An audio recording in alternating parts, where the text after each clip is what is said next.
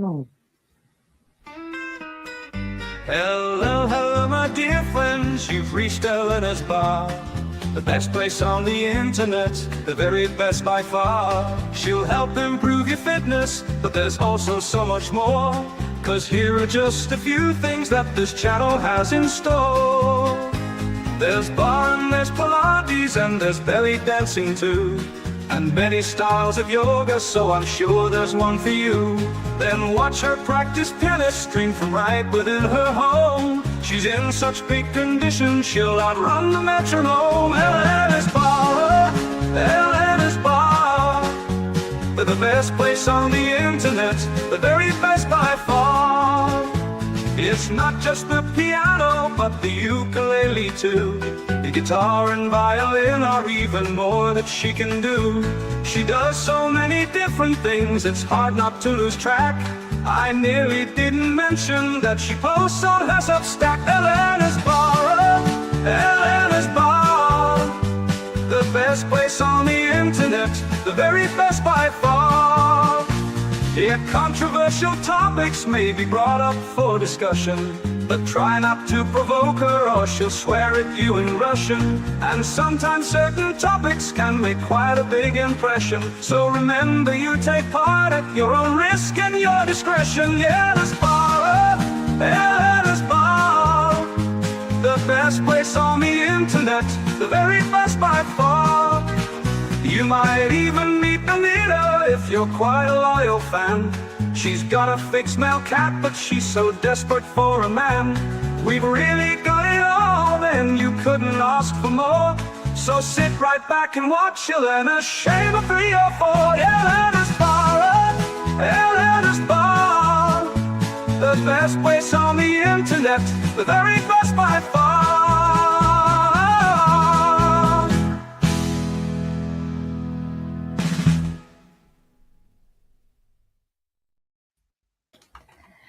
Hello, hello, my dear friends. Welcome back to Elena's Barre, the resurgence of sanity. How are you doing, guys, today? Another good day, except it's really cold here. Oh, yeah, it's getting cold here too. Nick, how are you doing? I'm doing good. I can't see myself on the screen at all. Oh my gosh. I need to Yeah, cancel, save on the thing, add item. can you cancel? Well, you can cancel it for now, but then you will have to reopen. Yeah, guys, I'll reload. we were trying to figure out how to show today's presentations. These are going to be my detailed notes for the upcoming topic.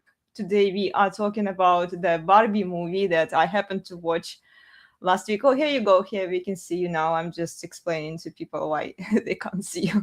And I usually struggle showing my own presentations here. So next time I'm going to just use the Word document to write my notes, not being fancy and using this presentation. Anyway, guys, today we have an interesting topic as usual. We are talking about the Barbie movie. You haven't watched this movie, right, guys? No. No, okay, well, don't waste your time. I'm going to tell you everything that's happened there. And yeah, guys, if you've watched this movie, we might do a short call-in session where you can share your thoughts and observations about this movie towards the end of this live stream, okay? And we are also going to talk about marriage today. Is it worth it for men? And yeah, we'll have a lot of fun. Are you excited? Oh, of course. Oh, good. Hardly able to contain myself. I know, right? There is only one right answer here. Industry topics today. Well, these are two interesting topics, and I'm going to draw a parallel between Barbie and the real world. But I think this is what actually the director was trying to do too. And I did watch the interview with her after she was crucified, and people did not enjoy that movie. And let's say, you know what? I'm not a fan of it. Okay, I'm not a fan of that movie either. But there are some things to think about in that movie. And the first time when I was watching the reviews, They were basically trashing that movie, or it's just feminism and it's the propaganda. And I thought so too, based on those reviews, until I watched it myself, you know. And it's not that I've changed my mind about this movie, but there are more details in this movie that I was talking about. Okay, so this is what we look at it from psychological and objective standpoints. And you know what? There are a few things that she got there right. Okay, but the main fact that the real world, how she portrays this as patriarchy and evil misogyny, it's not true. Okay, so she got it wrong there. But we will get into The the details. boogeyman. The boogeyman. The boogeyman's not true. Yeah, well, I mean, we don't live in a patriarchal society. As bad as it sounds for the feminists, we are not having it so bad, ladies. Okay, it's just the fact. Well, is it true? Well, okay, I'll agree with you. It's not true. But what is true is women believe it's true. Well, yeah. The feminists believe it's true because they say everything through their feminist lens, and therefore everything confirms this, and they can blame all their problems on the patriarchy. So therefore, in their minds, it is absolutely true. Oh, yeah. They are delusional. This is what delusional people do. They truly believe. They would. Somebody was saying that, well, they would lie and they wouldn't pass the lie detector. You know what? They would actually pass the lie detector because they truly believe their own delusions. Okay. And I did a show a while ago, Marry Me podcast, on my YouTube channel, where I was using kind of a playful lie detector, and I was asking women those questions about their body count, about like the typical questions that we ask women in the red pill community, right? Can they cook? Can they clean? And then now we see the LARPing trad wives cooking and not so much cleaning videos, ladies. I've yet to date a woman that has ever cooked better than me. I know. It's probably true. my dad actually was a better cook than my mom was. My mom only knew how to make a few things. I'm not saying that she was horrible. No, like she knew how to make a couple of things. But my dad, in general, was a better cook. Now, have I had women that could cook better than me want to date me? Yes, but they're whales, and I'm like, nope. Well, yeah, they are. They go to the other extreme there. Yeah, I mean, it's true, you know. My husband is certainly a better cook than me. He can do meat, he can do fish. I know how to do some things, but I'm not great at it. Okay. Oh. This is why I don't post. I don't LARP. You know, I don't post like the cooking videos, and especially the baking. They don't even show like how they cook things per se, like making steak or meat, you know, or things like that require more time to actually walk and do it, rather than like, oh, look at me, yeah, here I am. No, bacon looks so cute and yummy.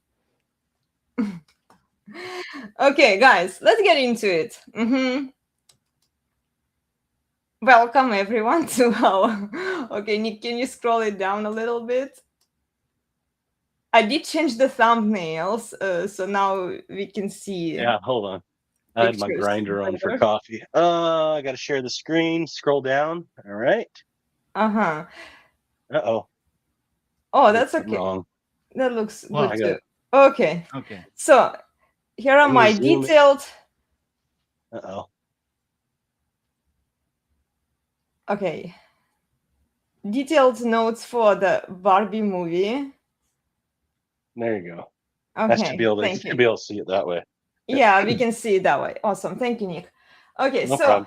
I'm going to describe the plot for those of you who haven't watched this movie. You can watch it. It's available for free on Amazon right now. This is why I watched it. I didn't want to pay for it the moment it came out, because to buy the movie was like $34 back then. And I was like, I'm not paying for. Whatever happened to like the $20 movies? Is that bad days gone by? I don't know. It just maybe sometimes after a few years, when everyone talks about it, there is this spike, and then it slows down, and then they release it for free. It happens to a lot of movies. This is why I'm not in a rush to buy. It'll be in the $5 bin, won't it? At Walmart eventually. Yeah, Maybe. eventually, yeah. Somewhat. Or they will be available for free, but with a lot of ads. That movie that I Okay. watched, it had a lot of ads. Like basically you watch for like 10 minutes and then there is a 5-minute ad, and it's like you're watching it on a regular TV, lots of ads. Yep. So yeah, but it was good for me because I was taking notes anyway. So okay, Barbie lives in her Barbie land, in a cute house, and she dismisses Ken, and everyone worships her, loves her, pedestalizes her. So the ideal female world, okay. And then she's in charge.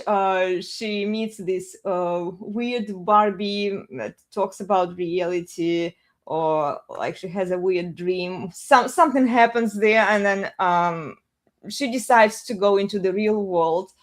And suddenly Ken, because he's obsessed with her, he ends up being in the back of her car. So she's driving him. She's in charge. She doesn't want him to go, but then he's like, well, you'd be better off if somebody else was with you, basically. So the premise of the movie is that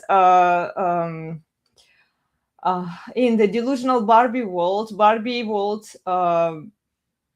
she's in charge, right? And other Barbies are in charge. In the real world, it's evil patriarchy, okay? She doesn't like that men are like animals, constantly sexually objectifying her in the real world. And then they're not treating her like she deserves to be treated. She doesn't get her princess treatment, right? And then in the real Will a woman world, ever get her princess treatment? Really? well, it's never enough. It's never enough. There you go. They don't see it as princess treatment. This is why I'm saying it to women, but I think they don't click there because it's like, well, it's just bare minimum, right? This is why I call them. Glass is always half empty. Glass is always half empty. Right. It's they are never satisfied. The more they get, the less they are happy about it. Okay, and they always want more. So yeah, like you said, it's never full, it's empty. Okay, and then you have to refill it constantly. So in the real world, people respect Ken for who he is by himself, without Barbie, and he kind of likes this feeling, so he tries to bring it back into the Barbie world. And Barbie in the real world, she meets a mother and a daughter who are helping her to escape the evil CEO who tries to put her back in the box where she originally was, right? So that they could package her and sell her because she's a doll, right? And Barbie initially thought that she was perfect. She was entitled and delusional, of course, and but she doesn't think that way, of course. And then she never wanted anything to change. So she was a stereotypical Barbie, okay? Your stereotypical female, entitled and delusional, right? And then she always wanted to be, the stereotypical Barbie after she chose to eat from the tree of knowledge of good and evil, basically. Like the real world, here is the real world for you. Do you want to see it? Yes, but I don't want to take any accountability for it, right? So Elena, I got a question for you. Yeah. I mean, all us men have dealt with women on a date or wherever, or a wife or ex-wife. Where do you want to go out to eat? I don't know. I can't make up my mind. So they can never make up their mind about anything, but yet the woman thinks she should be in charge. Could you explain that to me? I don't want to be in charge, so I'm probably like from female standpoint. Well, it's never enough. It's back to Genesis 3. Guy needs to take a woman to a place And then demonstrate dominant masculine behavior and let the waitresses hit on Yeah. him. I mean, Yeah, I know Elena doesn't like that. That's why I said that. yeah. Well, I mean, it's like it's true. What do you want me to say? You know, I may not like the truth, but it's still truth. I can't ignore it. You know, it's still there. So yeah. Well, it's in the female nature. The entitlement and delusion are in the female nature, guys. And like if you let women rule, they will end up being in the Barbie land, in the delusional cuckoo land. And I got like that song stuck in my head. Here's the funny thing. If that happens, guy takes his girlfriend or wife out to eat, and the women are flirting with him. What's going on? They're competing with that woman that sits across from him. I fear she's better than me, but if I can steal her man, then I'm better than her. So it's competition with the woman. So the whole reason that a waitress would be flirting, it has nothing to do with the husband, or a little to do. oh yeah, I He know can that. have some charisma and a little bit of dominance, but the fact that he exhibits that and is with a beautiful woman is the reason other women are going to hit on him. So when if you're out with your husband, for women who are out with their husband, if he's being hit on, it's not about him, it's about you. It's completely female Oh, behavior. I know it's female. This is why I didn't take it on him. You know, it wasn't his fault, and I knew it. And you know what? There was a story my sister actually told me. It happened to her friend from Germany.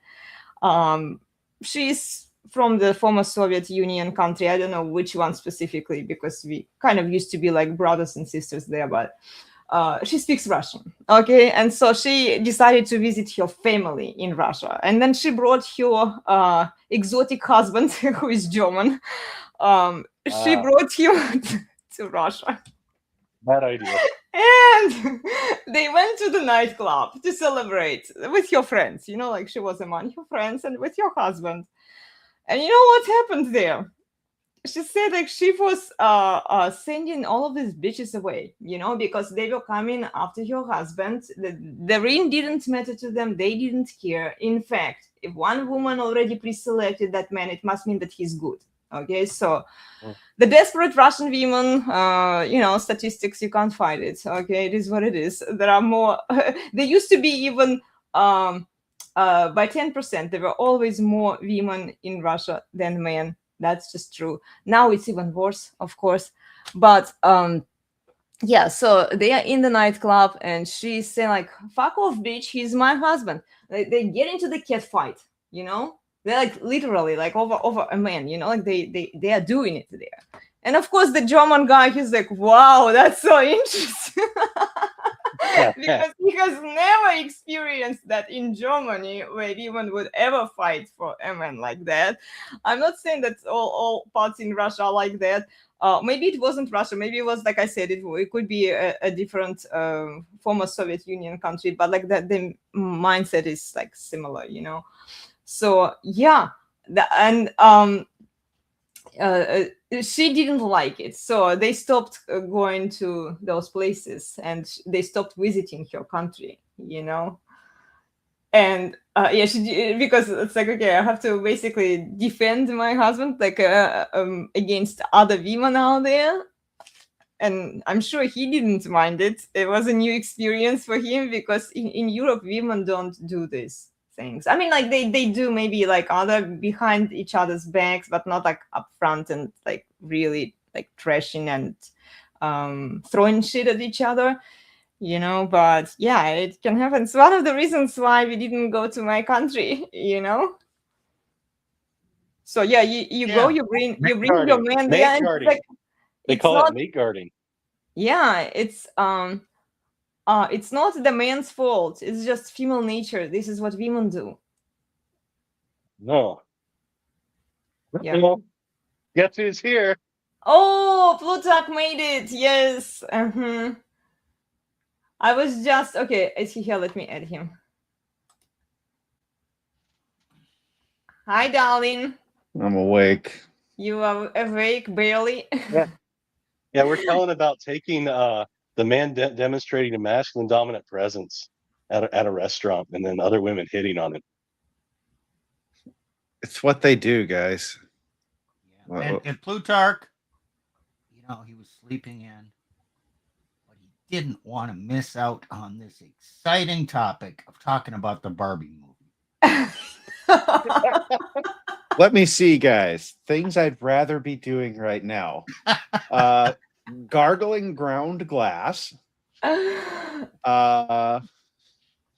Let's see. Watching dry paint dry.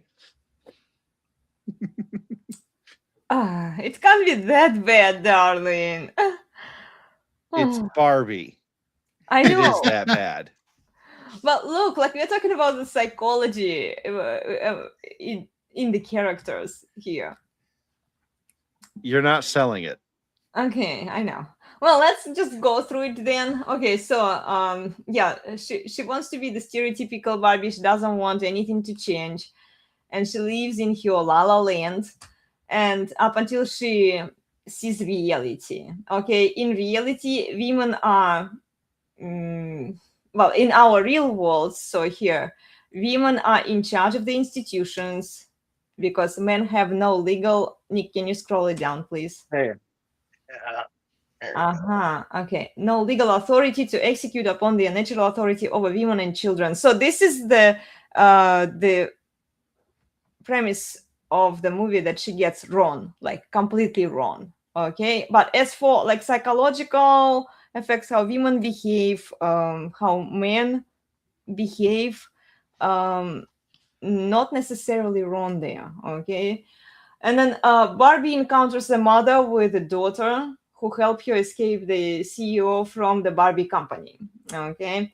And then this mother is crazier and more immature than her daughter is. She lives in her childhood. She used to play with the Barbie doll and she's obsessed about Barbies, and she immediately jumps into Barbie's defense. She wants to bail her out, save her. And then daughter, at first she's very suspicious, but then she kind of plays along with it. And, because sisterhood to pluralize.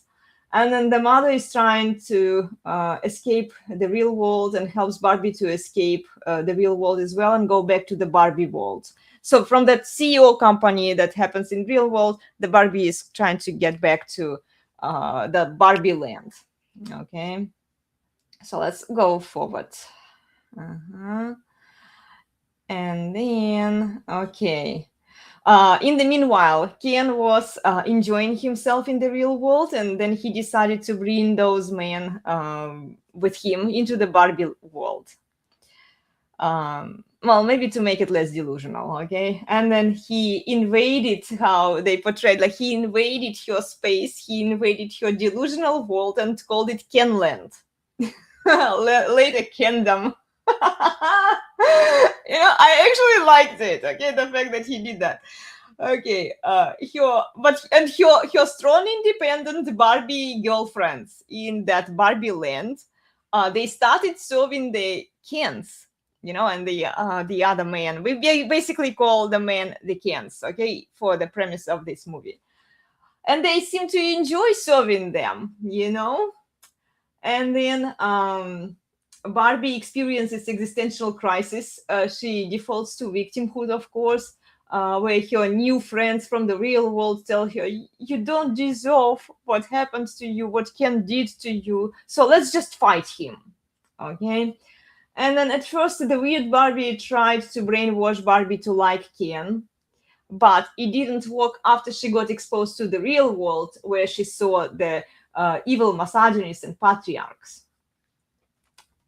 Okay, so and then she says to everyone, basically, I'm not pretty anymore, I'm not the president, I can't do brain surgery, I'm not good enough for anything. It's after she encountered the real world and then the power was taken away from her.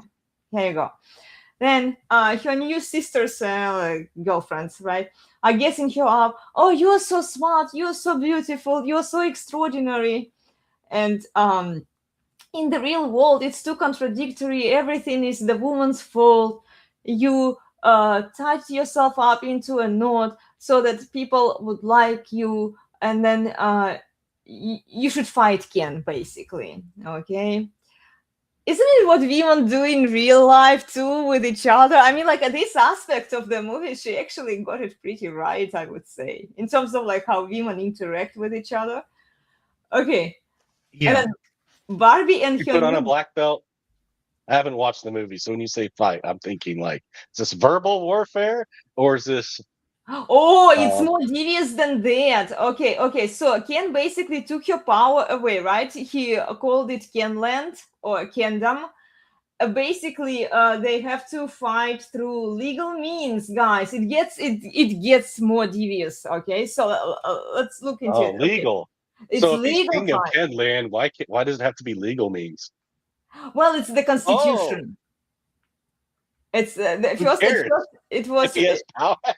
right. So at first it was the Barbie Constitution that was imposed there, the Barbie rules, right? The matriarchy, basically. But then Ken converted into a patriarchy. But the final decision had to be made where they would go and defend their constitution. Whoever jumps in to defend would win. So Ken had technically equal chances to win that. But because of what women did to him, and we will get into it, this is how women fight. So this is not really legal. It's just verbal warfare instead of the assertion of power. It's assertion of power, but it does Because involve if it's a real assertion of power, she would lose every well, time. Okay. Unless she puts on her black belt and thinks, hey, I can just whip up on this man because, hey, my dojo person said I'm a black belt and therefore no man is a threat to me. Well, it's not the physical fight itself. Okay, it's the verbal fights, like you said. It's the laws. It's fighting for the laws. Okay, who is in charge, basically? Who is in charge of things? Okay. So yeah, you should fight Ken. You should get your power back. You should get your Barbie land back, your Barbie house, everything. You should get your order back. So it's the matriarchy, the gynocentric social order, instead of the evil patriarchy. Okay. Right. And then Barbie and her new girlfriends, they view what Ken did as propaganda, brainwashing of the women. Women were brainwashed by evil patriarchs, misogynists to serve them. So they decide to fight back and take the Barbie land back from Ken and other Kens. Basically, take it back from men. Okay, scroll down. So which brainwashing? Well, the brainwashing would be that Barbies were serving Kens, and they were in their mind. Okay, it's all in the Barbie's mind. They were not supposed to do that. They were not supposed to brainwash women into serving them, into. So Barbie needs to brainwash the women? No, no, the men were brainwashing the women. The only yes. reason the women were serving the men is because obviously the men used evil brainwashing to cause the women to do that. Yes. So even though the women seemed happy doing this new role, they were really just brainwashed. They were Stepford. They were like the Stepford wives. Yes. Steve got it. Yes. I haven't seen the movie, but okay. Yeah, I mean, like, okay, it got a lot of criticism, but when you actually analyze the psychology of those things, if she was describing it pretty well. I was actually amazed, like I was surprised, but I disagree that I disagree with the premise that the real world is the patriarchy, but yeah, everything else, like in terms of psychology, how women fight, I think she got it. So, like she described it pretty well there. Okay, let's scroll down. And I know I'm not going to make friends by saying this, but it's actually like if you analyze it here. Okay, how do they fight Ken and Kendom? How do Barbies fight? Well, of course. How do Barbies fight Ken and Kendom? Sisterhood, yes. They try to take other compliant Barbies in a serving mode, the ones who were brainwashed by the evil Kens, away from Kens and other men. Oh, isn't it what Oh, the white knights and simps. isn't it? But okay, let's just assume for a moment that all Kens were evil patriarchs, right? All Kens are evil men. All men are evil. Yeah. Even the Sims, okay, they are still evil in the female mindset, right? In the Barbie's mindset. So we have to take out those Barbies, bring them back into the lone house so that we can win this fight. Okay, we can win this fight. We unite and we win them. Okay. And this is what they did to other Barbies. So even those serving Barbies that they were happy serving these men, right? The Barbie still wanted to take them. And it's mostly like the women. Barbie wasn't actually sure herself, like she was like, well, I like him, but I don't want to hurt him. So she was appealing to her virtues, there. But then... Well, yeah, okay. This is just all subversive. Happens all the time. Yes. Women try to subvert their girlfriends to destroy the girlfriend's relationship so they can become single and happy and actually be as miserable as the women who are doing it. It happens every day in the real world. Yes, but now Barbie is bringing real world behavior back into Barbie land so the women can again assert control. Yes. Like Steve says, so like in a marriage, right? Oh, she's serving her husband. This is bad. He should not have his own household, where he's the patriarch and he's taking care of things, and his daughters and his children and his wife is serving him and happy. No, we got to convince them that they're not really happy while making them seem complacent, and then destroy the family for their freedom. Yeah, that's right. And here, Barbie and her friends, they brainwashed the other Barbies back into matriarchy, into the lone house. It's manipulative reproductive suppression, something we've discussed with Dr. Denis Sulikovsky. Okay, hold on here. They take away one Barbie at a time from those Kens who is serving them. They are like, can I talk to you for a moment? Oh, let me show you. And then they take you away. Basically, they drag you out, like in some cases, even physically, And that is so true. Like in real life, this is actually how women interact. And then they propagate her with their own narrative. Okay. And then later they convinced all Barbies and they say to them, have Kens believe you are complacent, you're compliant, and then take your power back. Okay.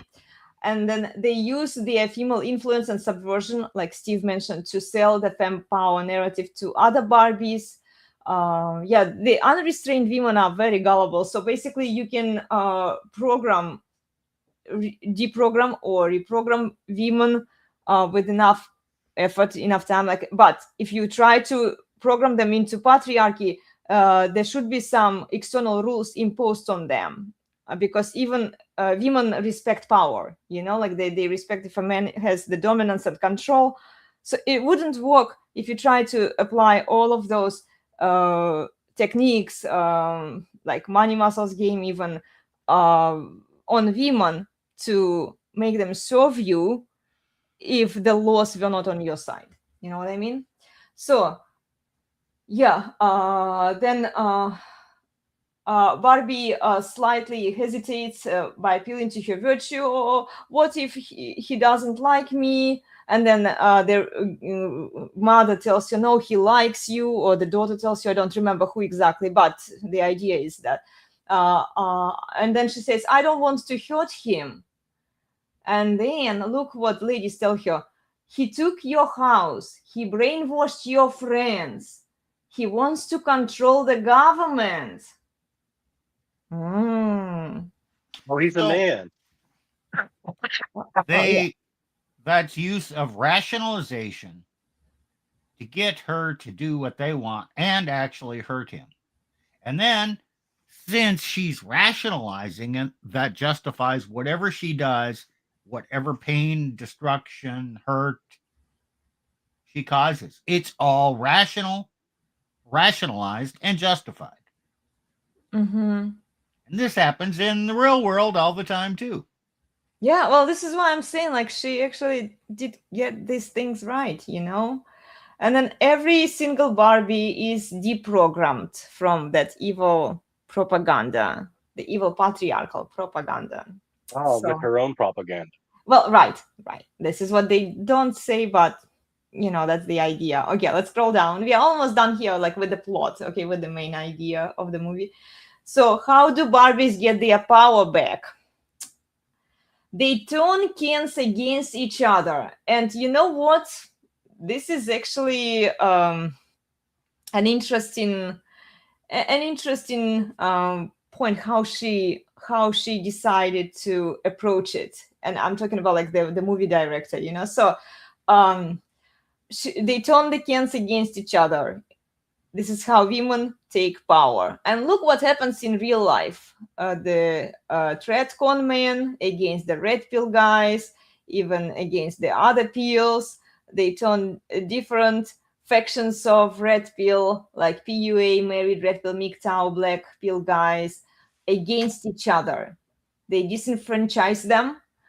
And then it works because men allow it to happen, and men are too busy fighting each other, and they are losing the big they are losing the war, basically, you know, because they are so hyper focused on like who is right, who has more chicks, you know, like who has better this, better that, you know, better money, muscles, game, and everything, right?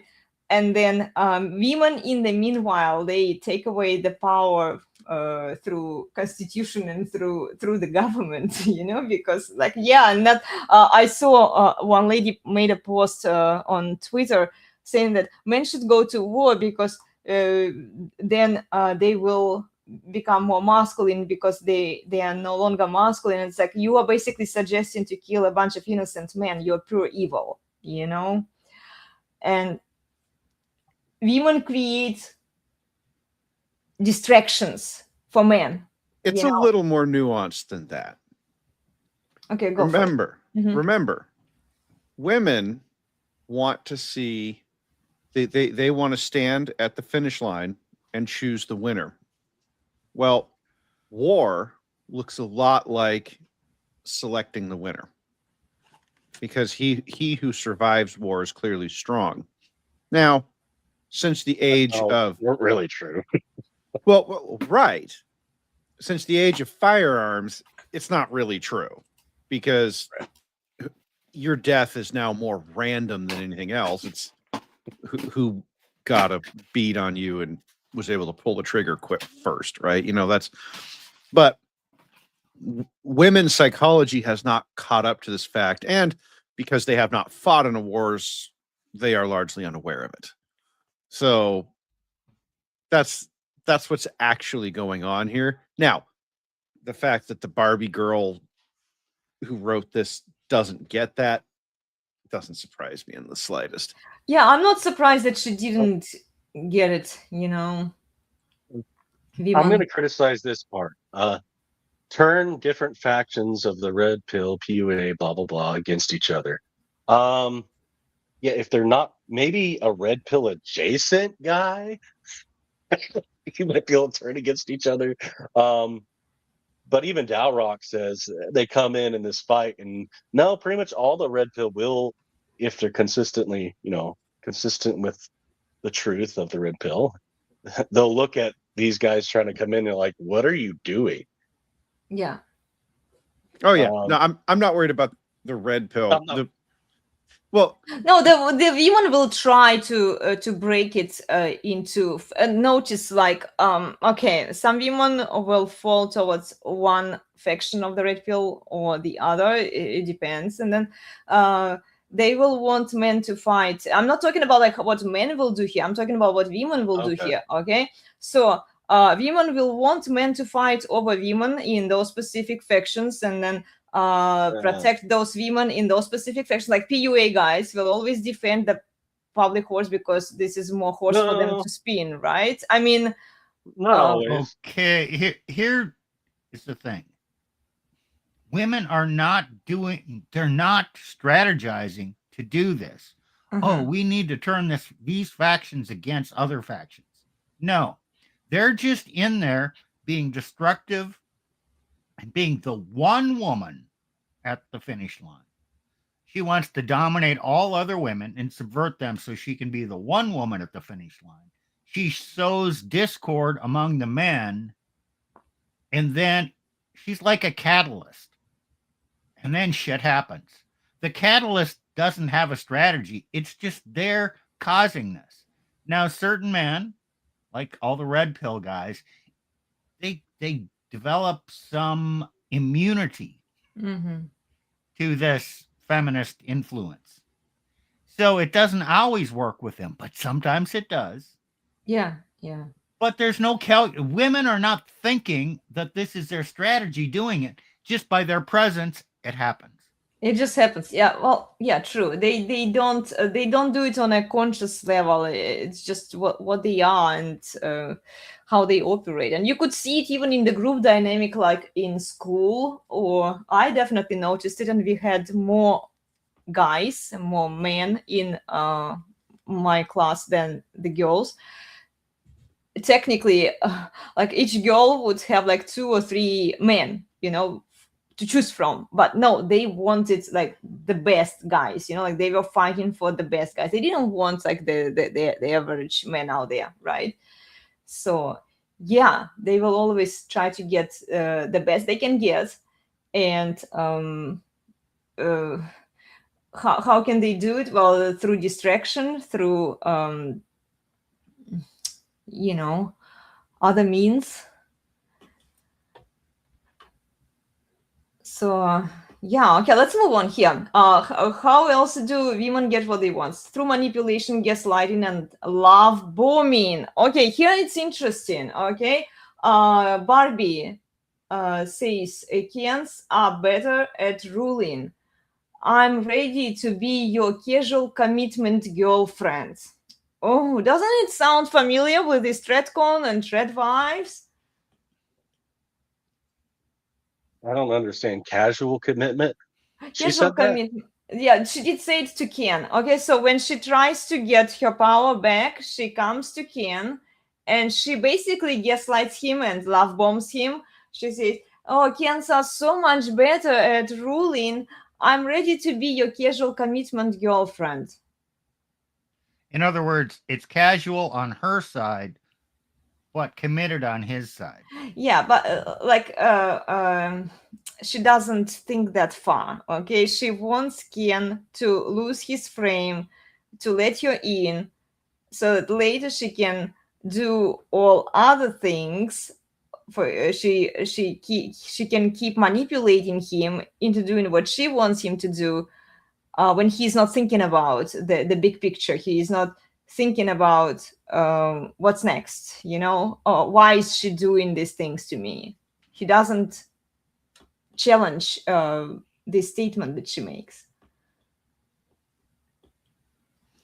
Yeah. So, and Ken says to her, I have to think about it at first, but then in a moment he's like, oh, okay, come in, I'll play the guitar for you. Sounds like Sims. Okay, here, ThreadCon man, this LARPy Thread wives, or ThreadCon women. Oh, men are kings. We are supposed to bring love, peace, and respect, and do all of those nice things for a man. It's love bombing, okay? And then the ThreadCon man, the men without frame, what do? Oh yeah, let's applaud to these women. Let's bow down to them. They are saying the socially acceptable things. Let us serve you, ladies. Let us play the guitar for you. Do you see the similarity?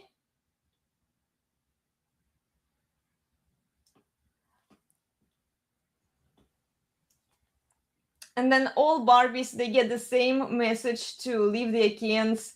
Okay, sorry, I did miss a few points here. So the result is that all Kens are simping for their Barbies. They are playing the guitars for them, and then the ladies in charge tell them, give them their dream come true, and at the peak of their happiness, take it all away. This is the advice that women get, that Barbies got, how to get their power back. What happens in real life? Well, it's the Women will same marry thing. a guy, and he'll get to where he needs, have so many resources, blah, blah, blah. Oh, now I'll take it all away. And then they wonder, oh no, I can't find a good man. Men aren't lining up for this anymore. That's reality. But they're not thinking through the end result. Give them their dreams come true, and at peak of their happiness, take it all away. So why would men line up? Why would men keep lining up for that? Well, but see, in a patriarchal world, what you say makes sense. In a matriarchal world, it doesn't matter what men say and men do, because if the laws are on the woman's side, it doesn't matter. So she gets what she wants, you know. In the short term, I'm not arguing like long-term consequences here, but the result is that. Okay, Steve, hold on. Yep. Because you're making noise. Go ahead. It happens even before a divorce. She gives him all the sex he wants in the courting stage. Then he commits, they get married, and then all of a sudden, now she gets power by withholding that which she gave freely to get him. Exactly. So this is the same thing that happens in real life, guys. I think she got it right there. You give men what they want, you tell men what they want to hear. It will work on the men that have no frame, for sure, you know. They will give into it. And this is the manipulation, this is the love bombing that the church ladies, the tradcon women, the trad wives are using against men. And then based on the laws, if the laws support women, you take the power away from him. Yes, at any moment you can leave this guy because you are being paid to do so. And then all Barbies, while they're sitting listening to the guitars, they get the same message on their phones to leave Kens, and they all leave their Kens. And then the idea is to play on their egos and play them against each other. So they're trying to play on men's egos and play them against each other. Kens are united in different groups to fight other Kens. Using tennis rackets. It's kind of in a playful format. They are distracted with this war, and they are competing against each other. They're wasting their time, and they don't realize what's been done to them. Okay, like the Trojan War. Oh, in history, you know, there's the book called the Iliad, right? Aftermath is called the Odyssey. So in the Iliad, it was what? Helen of Troy, this beautiful woman. The guy takes the woman. She's depending on how you take it. Versus the popularized versions or the old versions. So, did she go willingly? I don't know. Can't remember which version. But he takes the woman, and so all the men fight each other. There's a massive bloodbath. And why couldn't they just kick this woman to the curb? Well, they would fight over a whore. Yeah, they would fight over a whore, you know, and then this is what men do, you know. It's just the cycle. When you understand it, when you get it, like, you can say no to this. But again, most men are not going to view it the same way you do. So yeah, in the meanwhile, women put their constitution back. So Barbies reinstated the Barbie land constitution and disinfected the houses from men that Kens occupied. In the end, this is how it ends. So while Kens were fighting each other, what did Barbies do? Well, they presided in court. They They defended their constitution, they reinstated their rights, and then Ken's lost. Okay. Let's scroll forward. There are a few notes there as well. Okay, so yeah, the ending is Ken is crying, and Barbie tells him, "It's okay if you cry, Ken. I get it. Being vulnerable is okay." Basically, this is the same narrative I keep hearing from the TradCon ladies, the church ladies. Oh, just make your house welcoming so that a man feels more comfortable to open up and to express himself, to like be vulnerable, yeah, be more like emotionally available, or some other crap that they add there. And then Ken says, "I always thought this would be our house." He tells this to Barbie after he lost the war. And see, I point out here that he had some idealistic love and thoughts about this relationship. And Barbie says, "I'm really sorry. I took you for granted." Yeah, I know, right? But like, watch the hypocrisy here. "I'm really sorry. I took you for granted. Not every night should be girls' night." Like, and this is what the TradCon women are doing. They're like, "Oh yes, we took men for granted. You need to give him some peace, some respect, a little bit of appreciation for his efforts. Some intimacy to keep him on the porch so that he shuts up and he never mentions the injustice in the divorce court. He never thinks about the laws." Women don't want men to think about those things.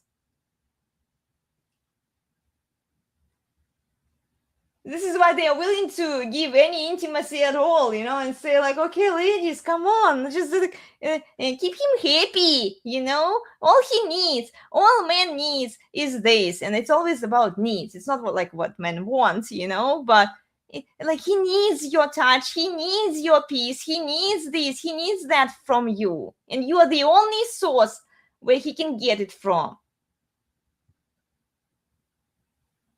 Oh. Okay, keep Jesus. going. Let's go this one, Ken. It's Barbie and Ken. "I only exist in the warmth of your gaze. Without you, I don't exist." You're exactly right, Elena. He's a sin.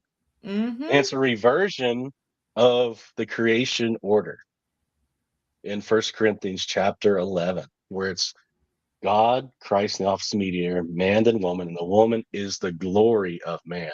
Instead, here, the man only exists in the warmth of her gaze. It's woman, then man. Without you, I don't exist. Woman, then man. Instead of man, then woman. It's a complete reversion of the created order. It is, yeah. He basically falls, after he lost that war, he falls under her charms. He gives up, and then, yeah, he doesn't want to fight back or anything. And but this is what many men do today still. Happy wife, happy life is what it's saying. Yeah, exactly. And then So Barbie. So why did he have to make it Ken Land in the first place? To impress her, I guess. Because if he wasn't willing to go till the end and reinstate his rights and the rights of other Kens, like I'm looking at it from the female, for lack of a better term, logic, like female viewpoint, how I would approach it. Okay, if a man is doing some things like money muscles game, but he has no frame, he doesn't act upon what he believes, and he's not in a full mode fight against like the delusions and bullshit, right? Then he's not serious, he's not committed to what he's doing. He tried to impress me so that I would look at him. Yes, he's strong and capable, but then isn't it what many men end up doing? Like, they work on their money muscles game until a woman pays attention to him, then he marries her, and then his frame whether it existed to begin with or not, it's a separate question, but he lost his dominance in that relationship because he got the woman and she was his main goal. She was his main purpose and mission.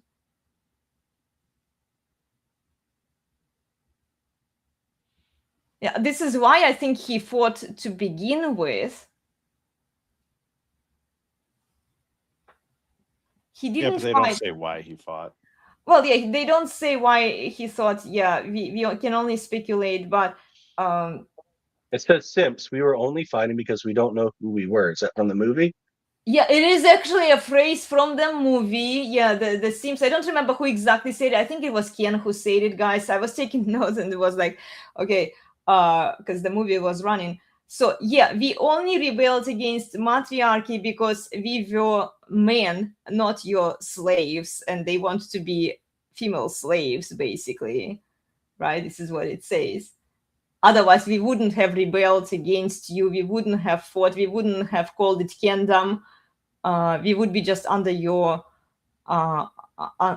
frame. No, this is the life of pretty much many corporate men with HR Karens at the head. Yeah. That's why you just need to get out from that. Just have Get out. Yeah. in real life, men just need to like do their own thing, be who they are, don't submit to the matriarchy, and the HR Karens have nothing to do with HR.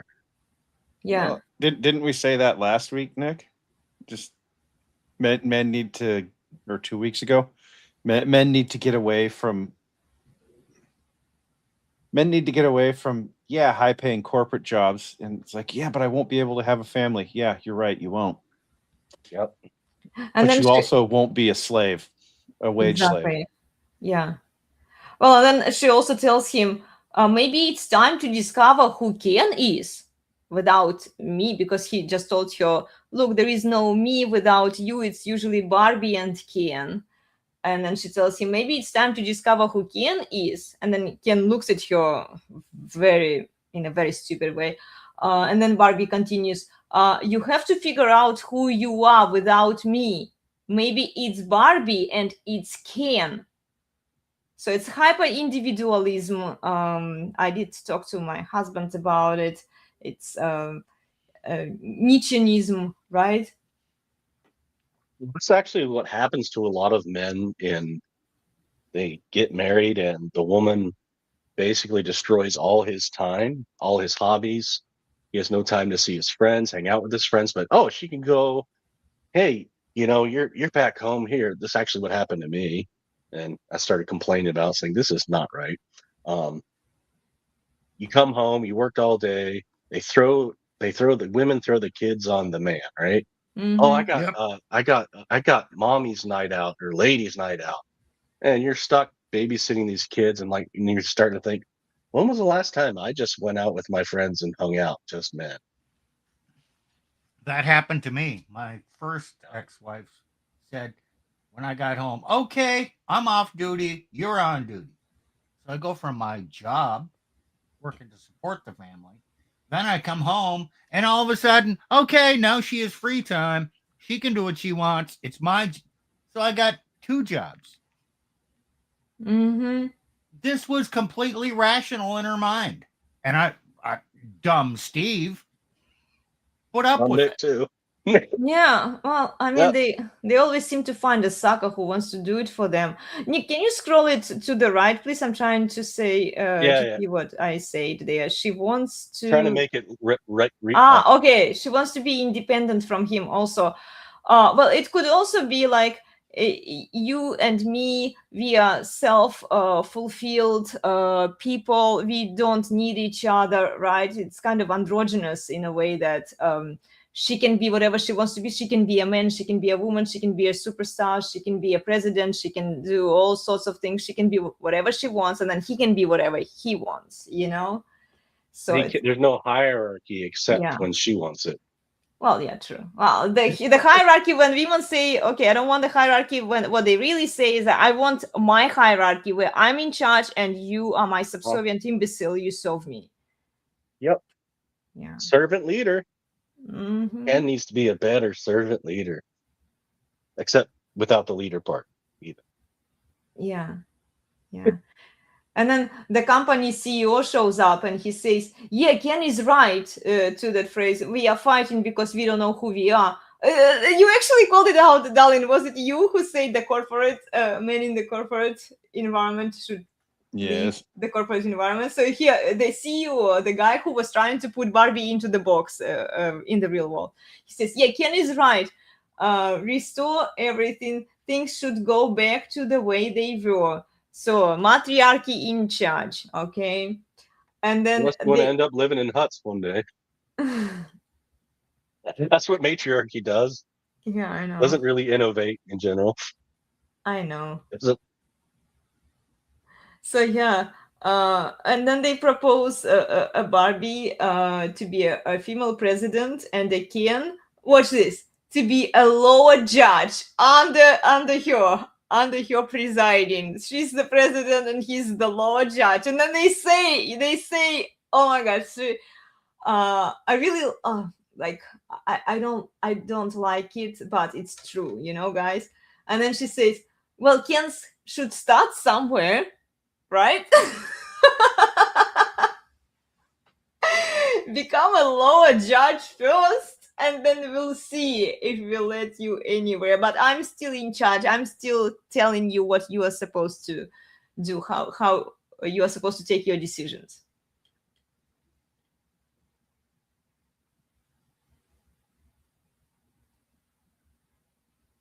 And then the idea of it, it's okay to want things, feel good about yourself. It's going to make money, somebody says to the corrupt CEO, and he says, oh, awesome. And then the ladies ask, but what does Barbie get?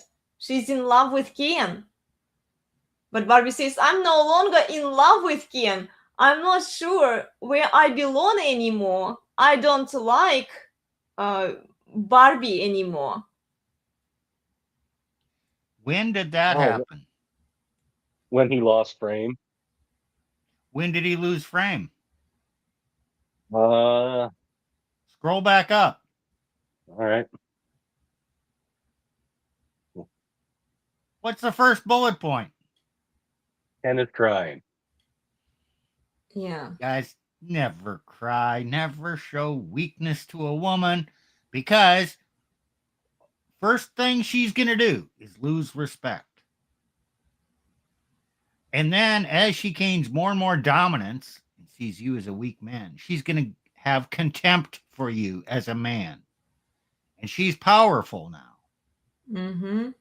Once she has contempt for you, all her caring about you goes out the window, and she will fall out of love, and she can do anything nasty to maintain her power.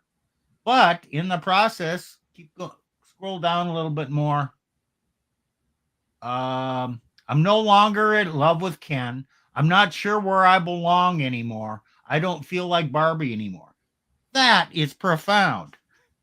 She's not in love with the man. She no longer knows who she is. She doesn't know her place. She's unsettled. She's unhappy. Mm-hmm. And, she doesn't feel like herself because she's in charge. Yeah. Okay. You know what? That is. But profound, at the beginning, really. she also didn't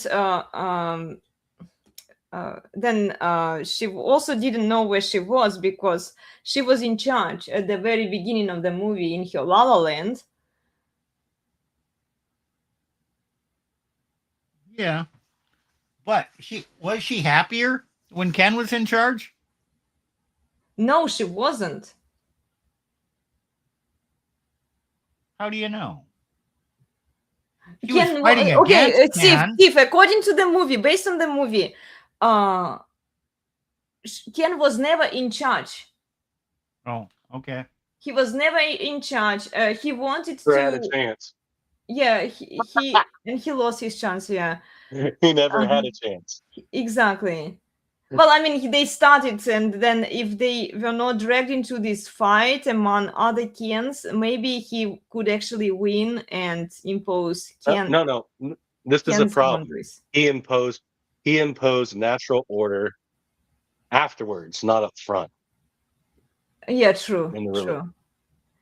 Yeah. That's what happens to men, right? If you finally realize the truth, oh, well, this is the way my family's supposed to be. This is how men and women are supposed to be. If you try to do that after, not in the beginning of the relationship, but in the middle, or depending on where it is, but down the road in the relationship, chances are it's going to fail. Yeah, true. And lo and behold, it failed.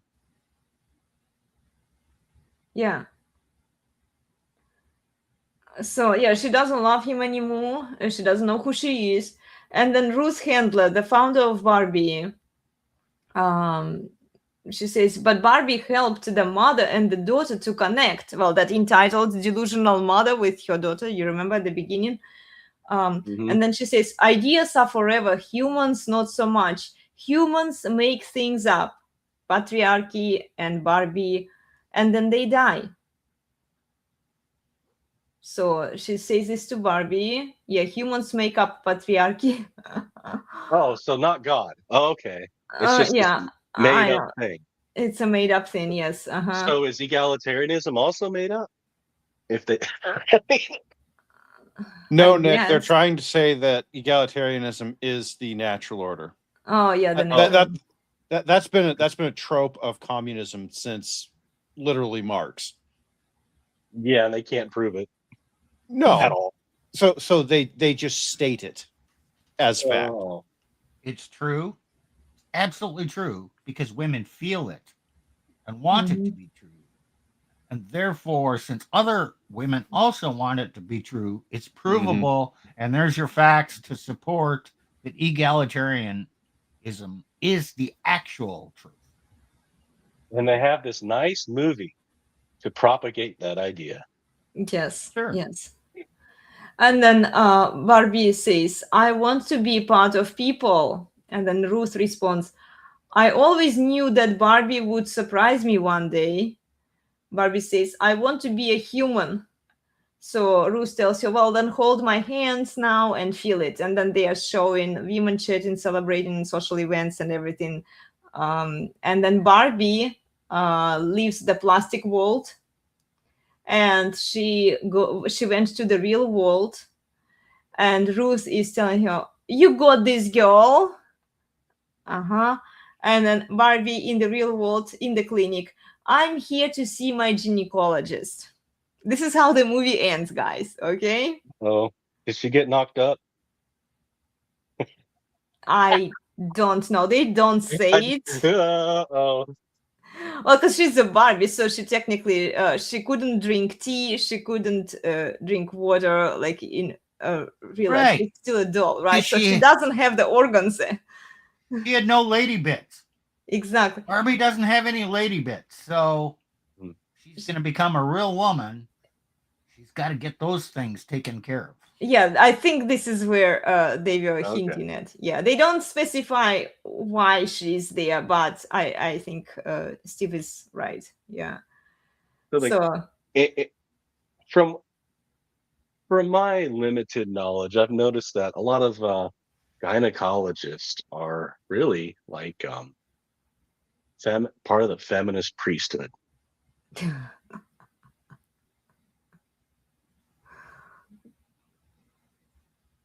Are they the feminist priesthood, whether they're male or female? I don't know, but especially female. Yeah, the female ones. Yeah.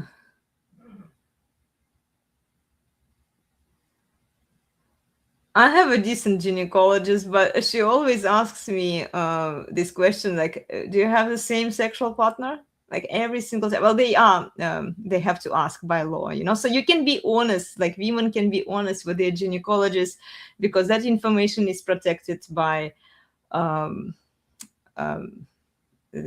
non-disclosure. Right. Right. You can tell her that you're cheating on me, and she can't tell me that you're doing it. Yeah, exactly. But I'm sure she also asks this question: is your husband beating you or abusing you? is he demanding? No, my because they're gynecologist is required. actually They're I don't think she required ever to. asked me that. Yeah. Well, they're actually required to somehow ask questions to uncover domestic violence and report it. Oh, so it's okay to not publicly, but like it's okay to report domestic abuse, let's say, but it's not. It's not just okay; it's required required. by Okay. law. Well, I mean, like, I'm just trying to validate like the logic behind that.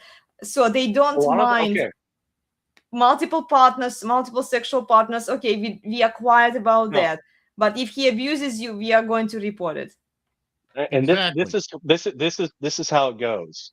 Well, is there something wrong with me? I don't want to F my husband, and he's asking me why, and oh, is he demanding you do this? Is he forcing you? Is he blah blah blah blah blah? No, he's just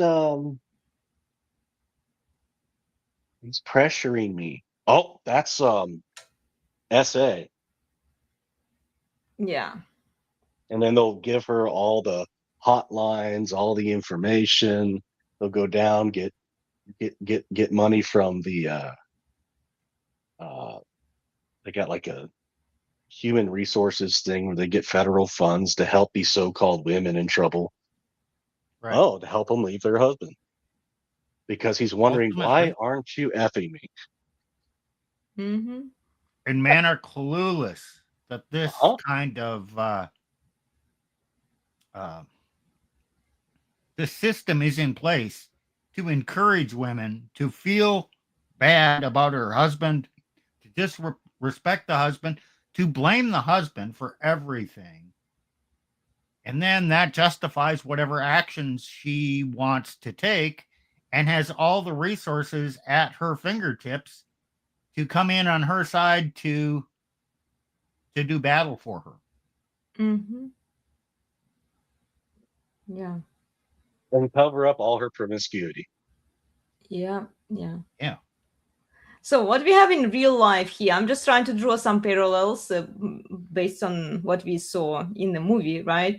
So the TradCon ladies, the church women, the trad wives, they say women and men are different from each other. So the least objectionable truth of the red pill, right? We want a servant leader because men are kings, right? Or something like that. And men deserve a good, godly wife who will treat them well, who will give them some appreciation, some respect, right? So this is the narrative that they are pushing right now. We want to be well taken care of, stay-at-home wives and mothers. Yeah, like I said, who show some appreciation for their men.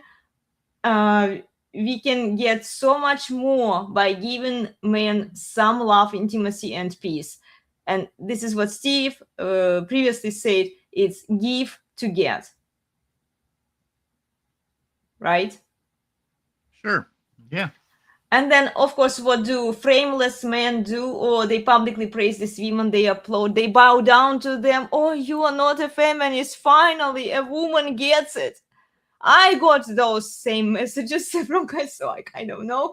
And yeah, I'm analyzing the content and I see these messages all the time. And then, yeah, for saying the least objectionable truth and socially acceptable things without changing the laws and without having that desire to change the laws. These women are feminists, guys, because they don't want the laws to change. They're getting paid to leave their husbands on a whim. They are getting paid to ruin their families. They get automatic custody, alimony, and child support. They don't want the laws to change, but they are willing to sympathize with men and say, oh man, yes, you are awesome, you are kings. Yeah, you know what? So that you keep your mouth shut about the injustice in the divorce court, in the family law. You know what? We will give you, just to shut you up, we will give you some intimacy, some peace, some respect, and some appreciation. Just don't bother with changing the laws or anything. We don't want you to do that. Sure, that all works until she develops contempt for the man. then it's all over. And Dr. John Gottman back, I don't know, in the 90s, what was it, the 4 apocalypse of divorce or something like that. He could predict couples who were going to divorce by detecting the lack of respect in the woman and her growing contempt for him. And with a 90% accuracy, he would predict a future divorce. Now, everybody can do that. Yes, You're out with a couple and you detect that she has great disrespect and contempt and trivializes him. Make the mental prediction. Yep, they're going to be divorced, and you will find out that you were right most of the time. 90% of the time, you will be right. Yeah, well, women don't mind divorces. They don't care. Even the women who are promoting healthy marriages, there is no healthy marriage without the patriarch. If a patriarch can't execute upon his natural authority because the legal system chops his balls off, he's not a patriarch. He's not wearing the pants in the family. He can't lead you. And they are okay with that. They are okay with being in charge and then divorcing in a few years, and they don't see that the single cause, and this is something I talked to my husband about a few days ago. They don't see the single cause of unhappy homes, the family law. They don't want to address that. All of this thread wife, LARPing women for clout are attention-seeking women, and they don't want to change anything. They're comfortable with how things are. If they get divorced in a few years, too bad. Okay, too bad for man, because he lost such a precious gift. I'm taking his kids away from him because I get the automatic custody. I get the alimony and child support from him. I don't lose much. I gain. I get paid. This is how women view it.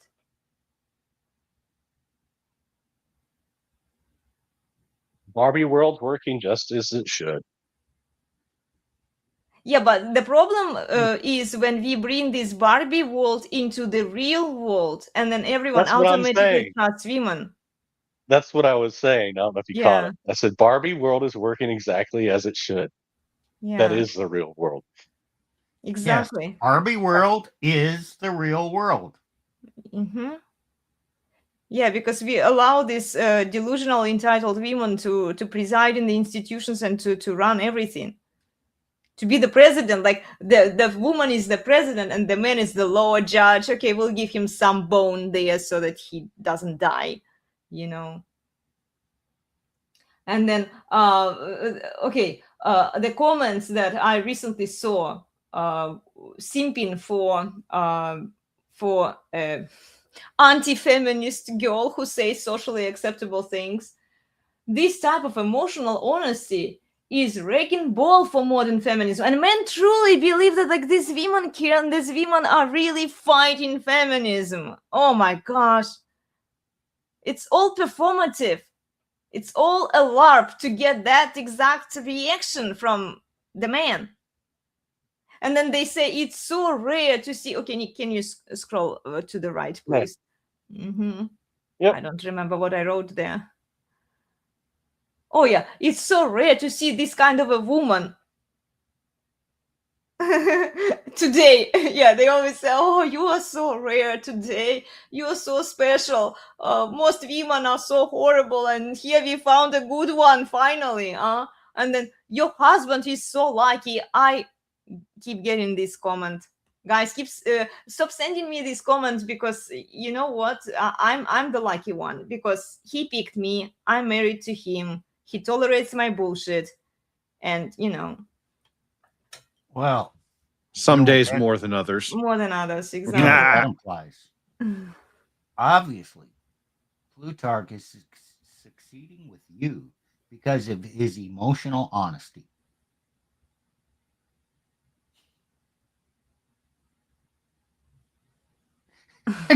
That just sounds so damn absurd. I know, right? I was thinking, I was like, what are you saying, Steve? No, no. The only reason he succeeds is because of his dominance. I know, right? So yeah. And then in the meanwhile, while women are preaching these moral principles, publicly quoting Bible for us, guys, this is such a great service from women. I mean, like, seriously, we are supposed to bow down to them and clap to them, and this is what this guy and the men who think like him, they are doing.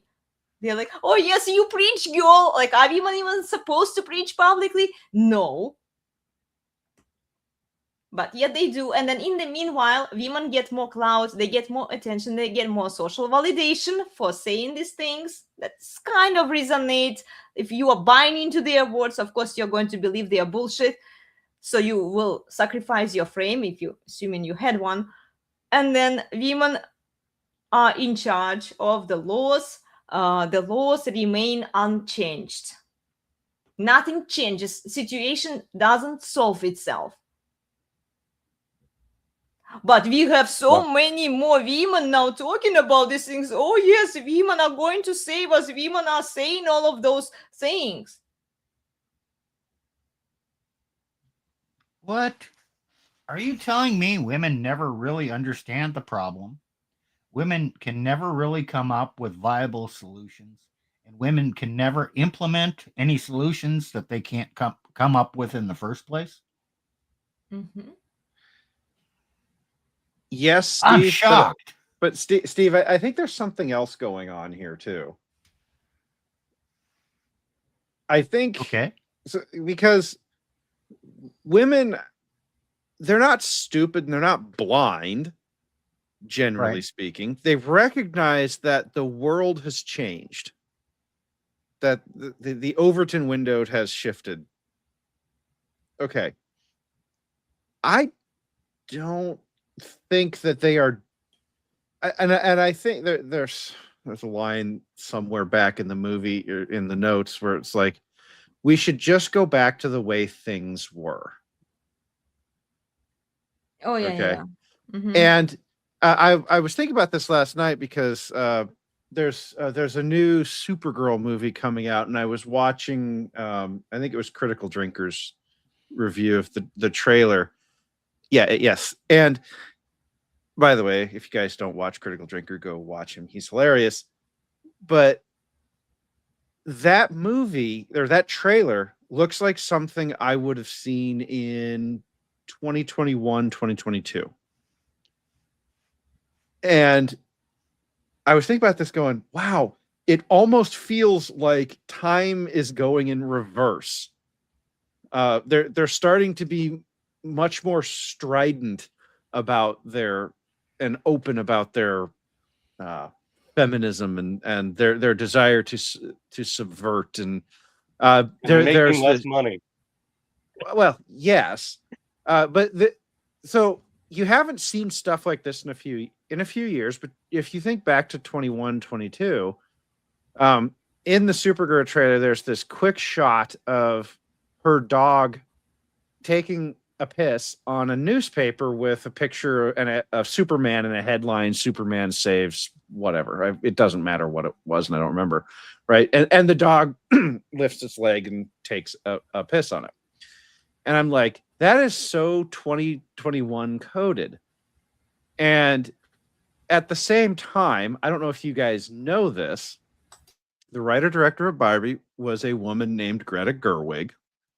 And Greta Gerwig was hired to do a reboot of, Nick, you're going to love this, The Chronicles of Narnia. Starting with The Magician's Nephew. So The Magician's Nephew will come out in November of next year. And I've seen a teaser trailer of it.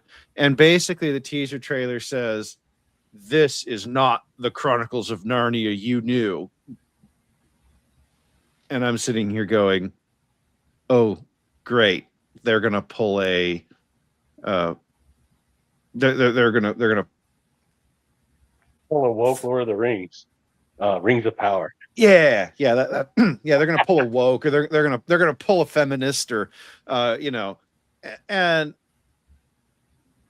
apparently the C.S. Lewis company, the people charged with protecting the man's legacy, in theory, are okay with this. Of course. So, if it feels like we're going back in time, it's in part because we are, and it goes back to something Steve said. They don't know what else to do. They're not thinking about, they don't know how to solve their problem. Okay. So they see the losses and they think, oh, well, what worked to get us to where we were? So let's say what worked to get us to where we were in 2021 through 2023, right? And they think, oh, well, we need to go back to this super woke, it's like they're looking at the narrative losses and saying, well, what was it that got us here? We just need to do that again. You've got them promising that the Chronicles of Narnia is going to be unlike other Chronicles of Narnia you used to know, and we've got Supergirl's dog pissing on a newspaper article about Superman, right? And that's the kind of stuff that you would see back then. Do I think it's going to work? No, because that's not how Overton window shifts work. But they don't have anything else. This is what they get. This is all they have, is narrative control, narrative guidance. So I will probably not watch the new Chronicles of Narnia, or at least I will wait until, like with Bart, because I wouldn't let Elena watch this while paying money for it. She paid I $0. don't I paid Right. $0 for this Barbie movie, and I wasn't going to. Right. I'll probably do the same thing with Narnia. To kind of build on what Plutarch was saying, the narrative has changed, especially since Trump came in office.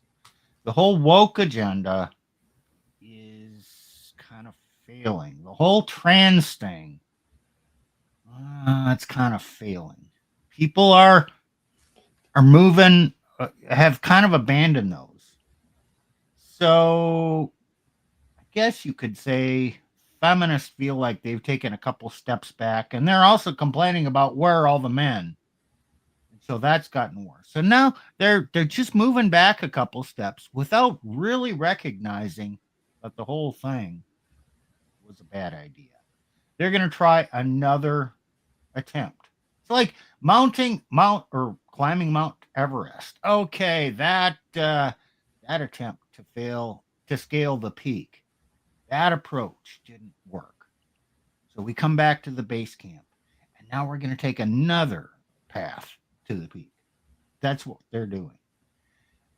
Now, if you're in the midst of a divorce and she's winning and you're trying to repair it and whatever, she doesn't ever need to return and acknowledge and change anything. That requires doubling down. Well, since women actually did take a setback, they're not doubling down now. They're regrouping for another attempt. Oh, yes, that's I guess that's kind of what I was trying to get at. Is just like they're going back to what worked before, right? Yeah, and it's I think what their thought process is not well. They're not thinking we didn't go too far, although they did. They're thinking that somebody like Trump came in and people, I don't know, they accepted what he said. So I mean, there's a reason that they blame Trump as a person so much, because they fundamentally view you as stupid, as easily controllable, much like in this movie. The Ken dolls were ultimately easily controllable by just saying the right words. Okay. You say the right words, Ken goes, "Oh, you're so right. How did I miss it?" You know, Yeah. you know, however he says it, that's what he effectively said. You know, and so to them, this is not about this is they don't understand the men because they don't care. To them, they just view Trump came in, said some naughty words, and men went, "Yeah." And so Trump, just insert Trump as Ken.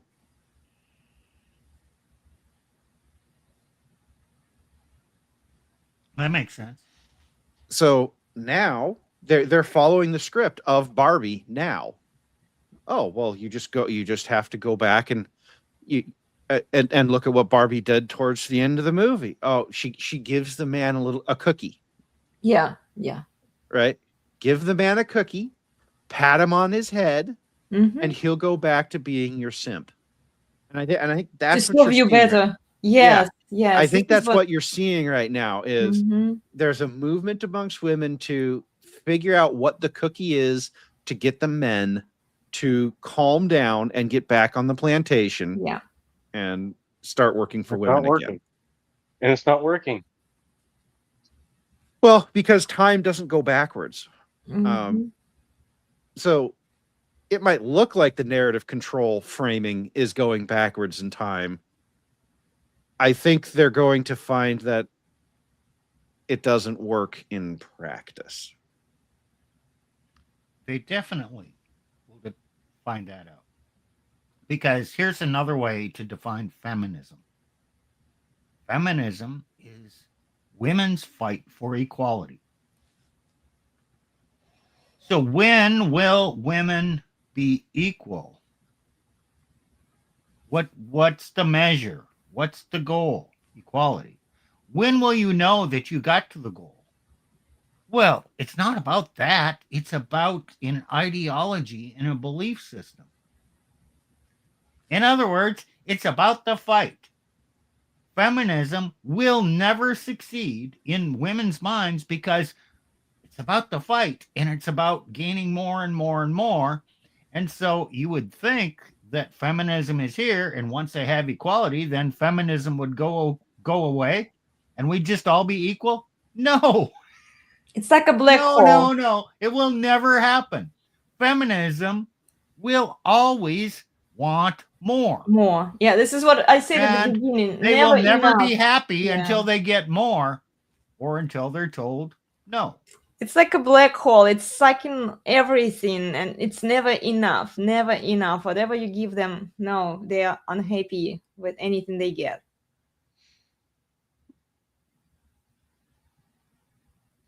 Yeah. No, women just need more. It's and a woman's appetite is for more is insatiable. Which is why it is incumbent on men to place limits on women. Yes. And why women cannot place limits on men. Women do not know what a limit is. Oh, yeah, that's a good way to put it. Yeah.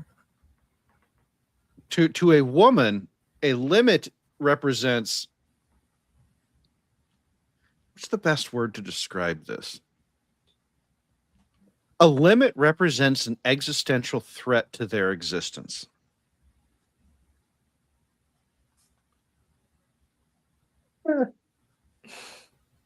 Well, this is what happened to Barbie too. Do you remember that the limits were imposed on her, and she's like, "Oh."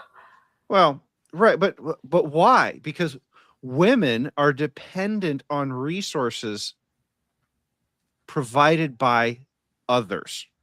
So the moment you place a limit, you are telling the woman that she can have no more. That is the boundary.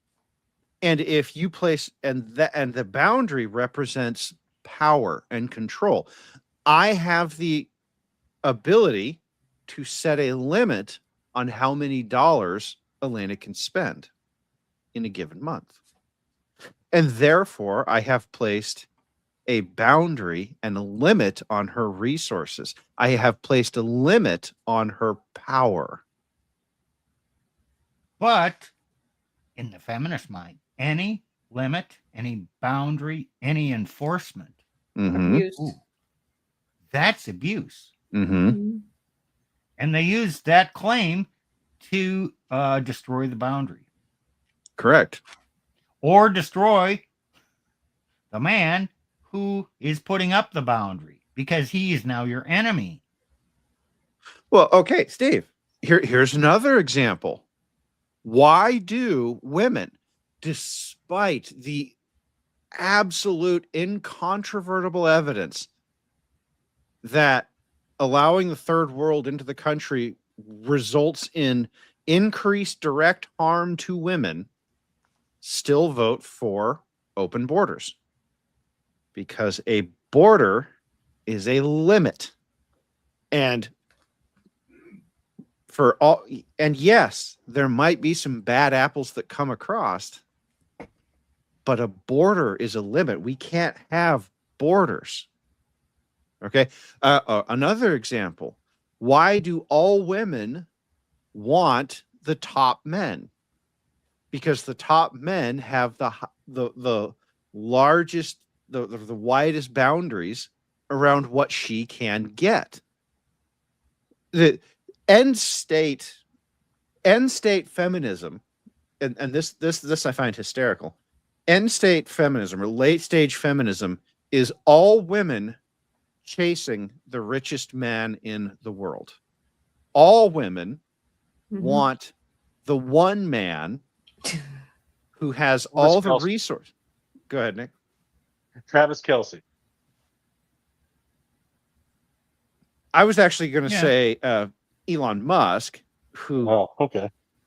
Yeah, he's pretty successful there. Yeah, he's talking about IPOing SpaceX for $1.5 trillion. You know, no big deal. So, but that's here's what that actually ends up doing, and this I think is the great irony. Women have created their own god, and their own god is man. Is a man.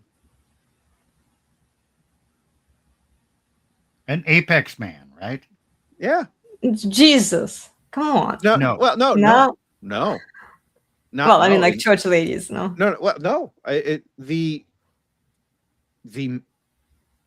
ultimate man, the Ubermensch, the Nietzschean of all Nietzscheans, the man with all the resources, the closest analog today would be Elon Musk, is their god. And look at how they act around men like this. They do literally worship the ground that these men walk on. And so, you know, that's why I say the great irony of feminism is that they have created their own god, and their own god is a man.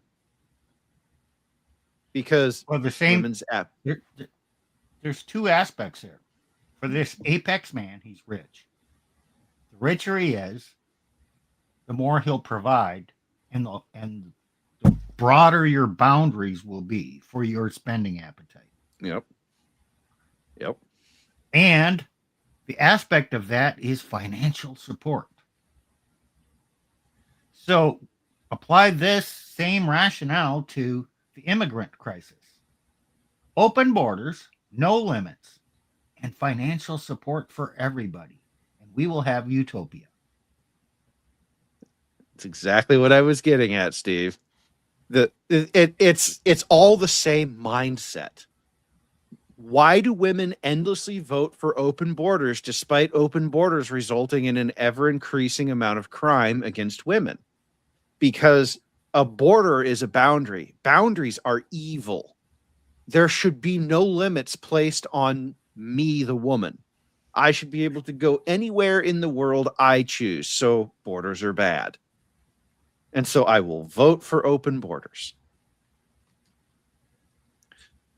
and I can bring in and there's another aspect here for the woman. The woman looks at it and they says, "Oh, look at these poor souls who they just want a better life.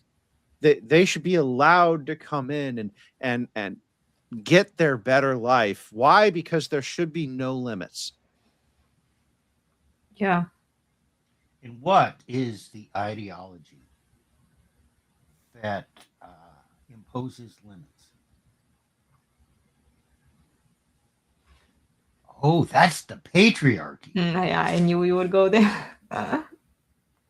We hate the patriarchy because the patriarchy Mhm. limits, boundaries, and accountability, and the patriarchy is evil.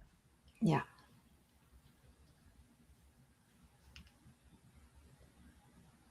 Well, the patriarchy looks at the world and says, it doesn't just say that there's limits, although it does say that. It says, here are your limits. Mm. Okay. You, woman, this is, and the Bible says this too. The Bible says, okay, man, here's your limits, here's your boundaries and what you're supposed to do. And then it says, woman, here's your limits, here's your boundaries, and here's what you're supposed to do. It's right in there. Okay. Order. Structured natural order. Yes. We talk about this all the time. But women don't want that. Because women are resource seekers, they demand more resources. And there's always a demand for more. Always.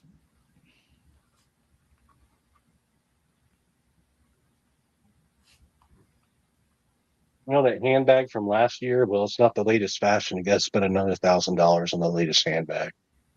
Bingo. Same reason I have to Well, take away Elena's phone. if you don't do that, then how does she know she's loved this year? Oh, Yeah. Steve, how does she know that you still have the ability to get resources, the same amount of resources or more than you got last year? Exactly. Your worth Yes. your worth to a woman as a man is defined purely on the basis of what you have provided to her today, lately, recently. Oh, so this is why I hated doing birthday and Christmas shopping and Mother's Day gifts. It's like it was never enough. I always Mhm. have to buy her more crap, and it has to be better than last year's. Oh, Mhm. you made the mistake of buying her a really good gift last year? Well, guess what? That sets the bar. Elena does not get gifts on her birthday. I don't buy her things. Or any other Women's Day. No, even Christmas.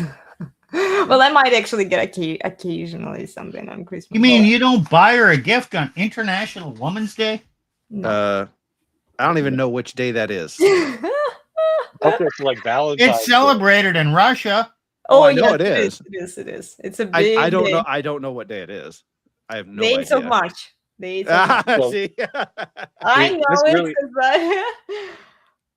Yeah, but This really pissed off my ex. It's like Valentine's Day. I'm like, why do I have to buy you? Why do I have to buy you crap and pay for all this crap when I've get nothing in return? Mhm. I'm This going to doesn't say. sound- Go ahead, Nick. Covert contract. That's a covert contract. Oh, it totally is. Well, we It's don't a even socially go, enforced we covert don't contract. we don't even go out. Like some women, they really press their men to take them out to nice don't. dinners I on these refuse. days. Yeah. We don't do that. Elena on her birthday, what I will do is she gets I will there's a restaurant in town that we both like, and so I go out and I get dinner. That's her birthday. And we stay at home. We actually we watch. We stay at home. We don't do anything. She doesn't get any gifts or anything. She gets dinner from a restaurant we enjoy. That's it. And people and I have gotten so much shit, personal life, from people who know us for doing this. I mean, it's like, you can't do that. She what, and a lot of incredulity. Like, they honestly believe, both the men and the women, that this can't possibly work, and that at some point Elena is going to get fed up with me and leave me for treating her like this. No, they honestly do. People honestly think that if you don't treat women with deference, that they will leave. And look, there are lots of women out there who, if you don't treat them with the deference that they tell themselves they deserve, they will leave. Oh, that's princess treatment. Good riddance. Good riddance. Right. It is. Well, as Nick, as you were saying, natural order. It is unnatural to treat women with that kind of deference.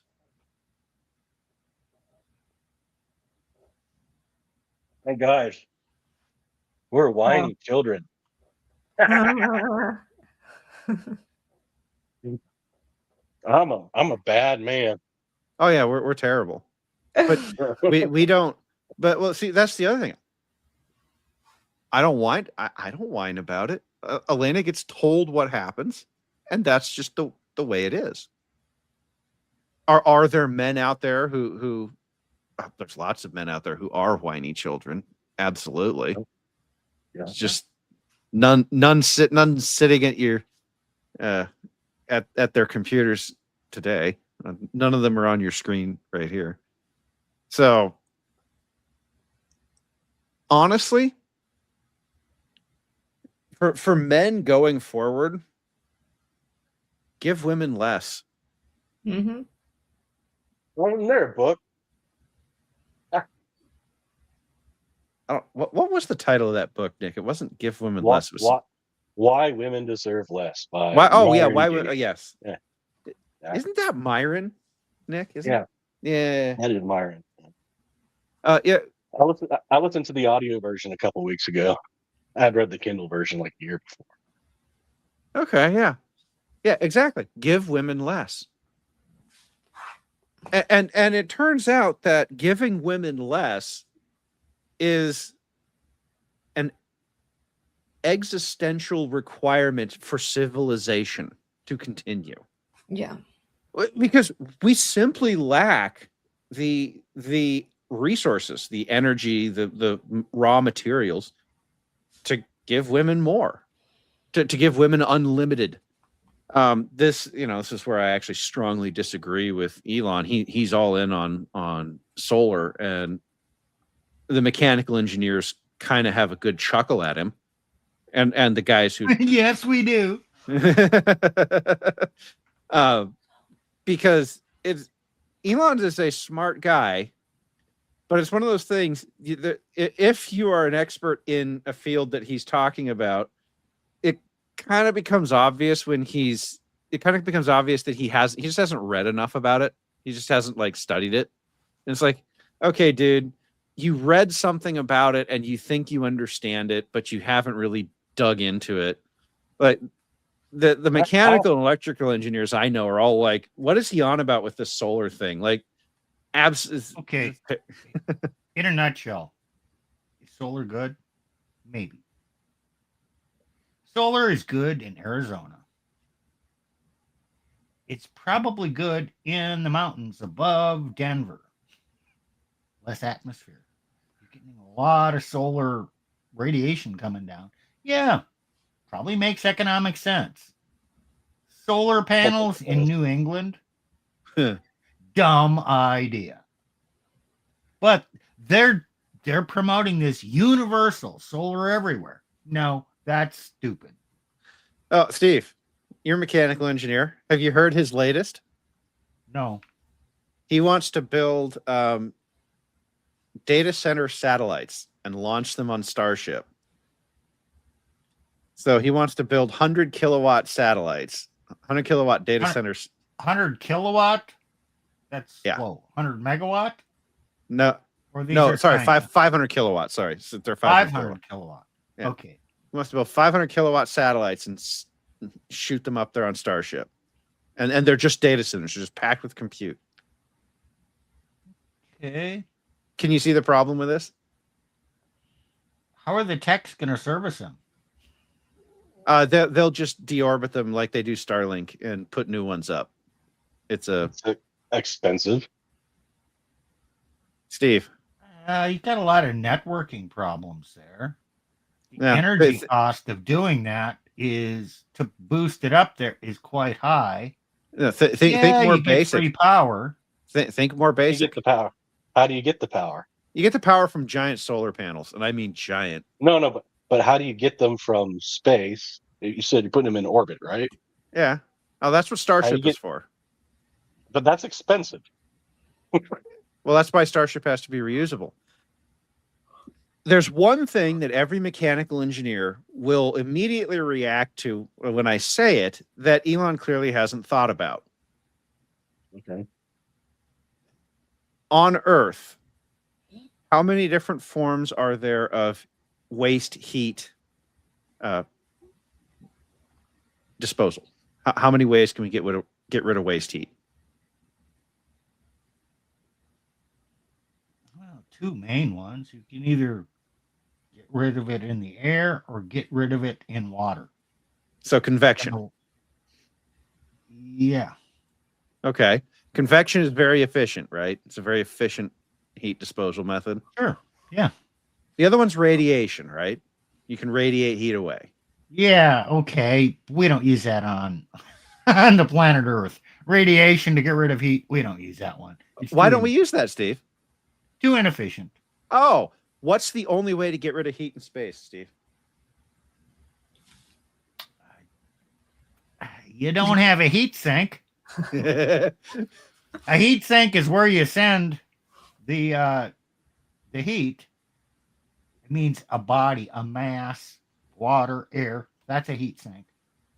I don't have that, so I got to radiate this heat away. That's and that's all infrared energy. Correct. So the only way to dump waste heat It's kind of tough to get that much infrared going away. Yeah. So the only way to dump heat in space is radiation, which is far less efficient than convection. And so he's going to have 500 kilowatts of compute power, which we would call 500 kilowatts of thermal dissipated power. TDP is the metric used. And he's going to build these satellites that are going to dissipate 500 kilowatts of heat. No, you're not. Because we actually know how this works because the ISS has a huge problem with this. They are limited to 100 kilowatts because if they do more than that, the radiators on the space station cannot dump heat fast enough. But space is an insulator. Anyway, my point being here is that SpaceX is going to do a $1.5 trillion IPO for the express purpose of putting this crap into space, and Elon will become the richest man in the world. But what you're saying, guys, what you're saying is a fine boundary on him and his vision. That's a good idea. Now, I want to quantify this amount of heat. 500 kilowatts. You know, what the hell is that? It doesn't mean anything. We can't hear you well, Steve. Oh, 500 kilowatts. He's in front of his microphone. How much heat is that? Well, have you ever the old-fashioned incandescent light bulb, 100 kilowatts? 100 watts. Ever stood watts or 100 watts? Yes. Have you ever actually felt the amount of heat coming off of there? Or have you ever been in like a hotel built in the 70s or 80s where they got the heat lamp? That's like, I don't know, 300 watts maybe. Something you turn like that on, the thing blasts down on you, and damn, that's hot. Okay, but well, let's go back to the 100-watt light bulb. 100 kilowatts is 100,000 watts. Yeah. So you're going to have 1,100 watt light bulbs up there radiating heat, because most of the heat or most of the energy they consume is dissipated in heat. A Mhm. small amount is light. They're like 20% efficient, something low. Most of it is heat. So that is the vast amount of heat you're going to have in a container the size. Okay, what size container? It's in a Probably about the size of a satellite. bus. Yeah, the size of a bus. Yeah, or maybe a shipping container, Yeah. or a half shipping container, 20 feet long, 8 foot, 8 to 10 feet in dimensions. That's probably more like it. You know, the small Mhm. a Yeah. CEU, I guess. The TEU 20-foot equivalent TEU, unit. yeah. Yeah. Yeah. It's that size, and you're going to have 1,100 watt light bulbs in there. Get rid of that amount of heat. Well, It's just like yeah, this is a problem. The thing is going to cook. Oh, how do we know that? Do you know how many people have Yeti mugs? Why? Why does that Yeti mug, your coffee mug, work? Because it has vacuum. Yep. In between the walls. It has vacuum. You put a satellite in space, what's around it? Vacuum. Vacuum. So there is no conduction or convection, and it's all radiation. Try to get rid of that heat. Oh, man. That's going to happen. One of the things we learned about space fairly early on in the space program was that vacuum is a phenomenal insulator. Now, the reason I brought all this up is besides it being a fun science diversion, and I'm an engineer and I love talking about this stuff, is I have seen this in Elon. Elon, you have to understand, he means well. He's a smart guy, but he is fundamentally a feminist. He is a feminine primary guy. And he too has bought into the narrative of infinite abundance, of no boundaries. I was listening to him at a financial conference saying that AI and robots mean that we won't need money anymore. That we will have so much abundance that the AI and robots are going to do all the work for us, that humans won't need jobs. We won't have to work. We will be able to just do whatever it is that we desire to do, because the AI and robots will make it so that any desire that we have can be fulfilled on a whim. That there will be no boundaries and no limits to the human condition. That's how women think. Wait, now, who's going to build this system? Well, he is, of course, and he's going to give away all this stuff if by building it there's no return on investment to make me richer or better off than the average person. Because everything in the world is built on a return on investment. And if I design a system, so I build a free energy system and just give it away, there's no return. So why the hell would I build it? Because you won't need a return. Okay, so guys, people need to understand this. The Gene Roddenberry the reason that Star Trek was a utopia because Gene Roddenberry basically he claimed that in a society where energy is essentially unlimited, humanity can have whatever it wants.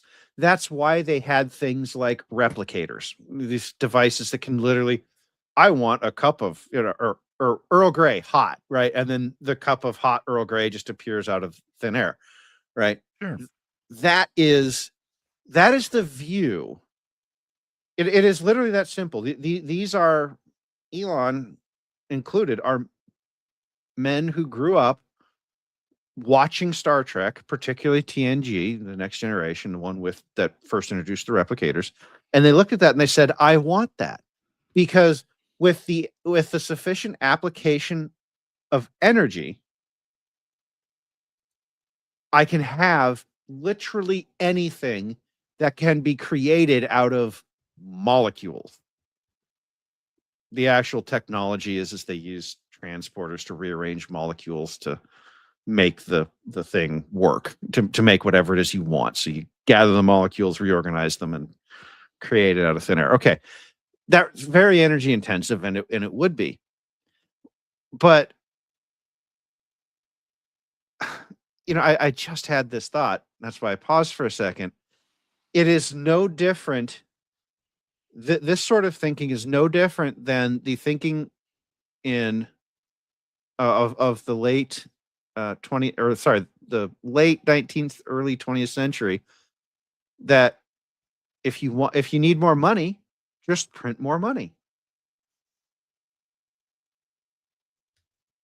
This is the same thing. So someday we're going to switch over to this mentality, but we haven't yet.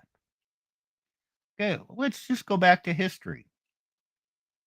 We needed a power supply for submarines.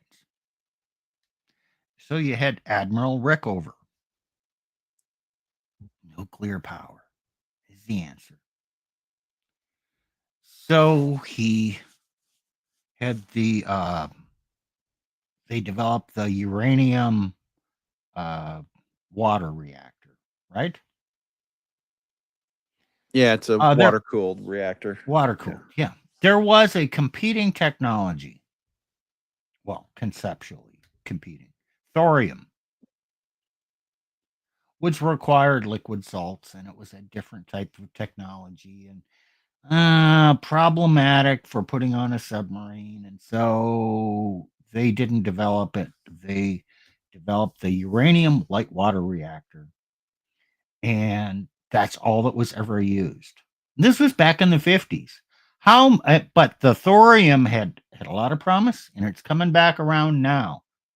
But since the 1950s, now it's 2025, 75 years later, we have not developed the thorium reactor. We had no will to do it, even though it's promising. It probably would have been really smart and lowered electricity prices. But why don't we do that? Well, who makes money from drilling oil wells and natural gas wells besides your father? Company. The company. The Gas company. stations, refineries. Yeah. Everybody makes money from that. Who makes money from selling electricity? Who makes money from mining coal? If you had free energy, how many people, rich people, are going to be disadvantaged and lose their whole profit?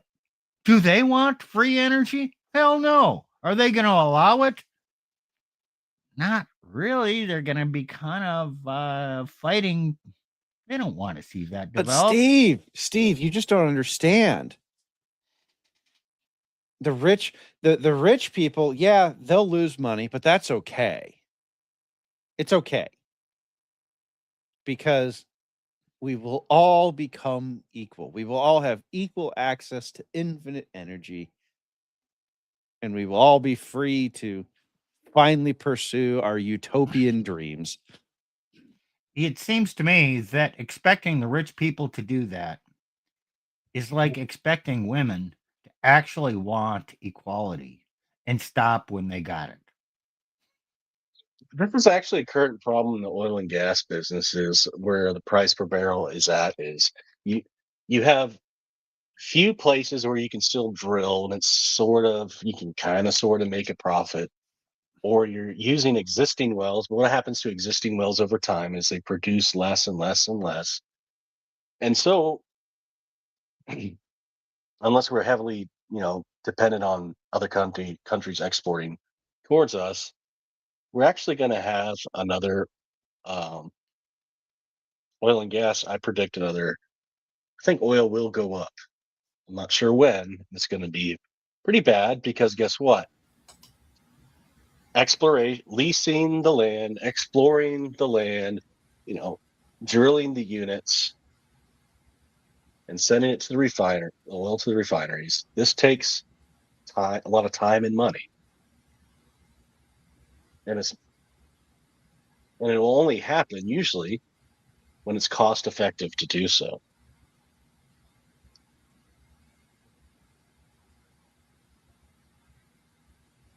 Yeah, but we're Many gonna of these need that. companies do it Because for how a the hell profit. else we need all that energy because we got to supply power to those AI server farms.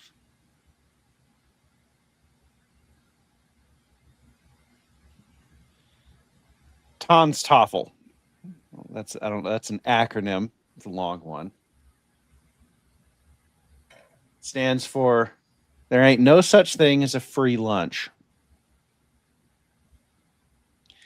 And this is where these utopian female ideas run into a wall. Physics is insurmountable. It is absolute. There's always going to be limits placed on what you can do. The thought process is that with a sufficient application of energy, and Musk talks about this all the time. You'll hear him talk about the Kardashev scale and how if we can get to type 1 Kardashev, that's where you harness the entire output of the sun, solar energy, and it's a lot of energy, but it's still limited. And a fun little fact about that people don't really pay much attention to is it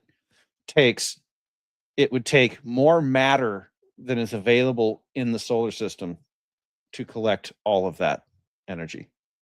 There simply is not enough matter to build a sphere of solar arrays to collect all the energy of the sun. I think the density of the structure would be akin to smoke if you tried. It's like there are hard limits on everything. Everything.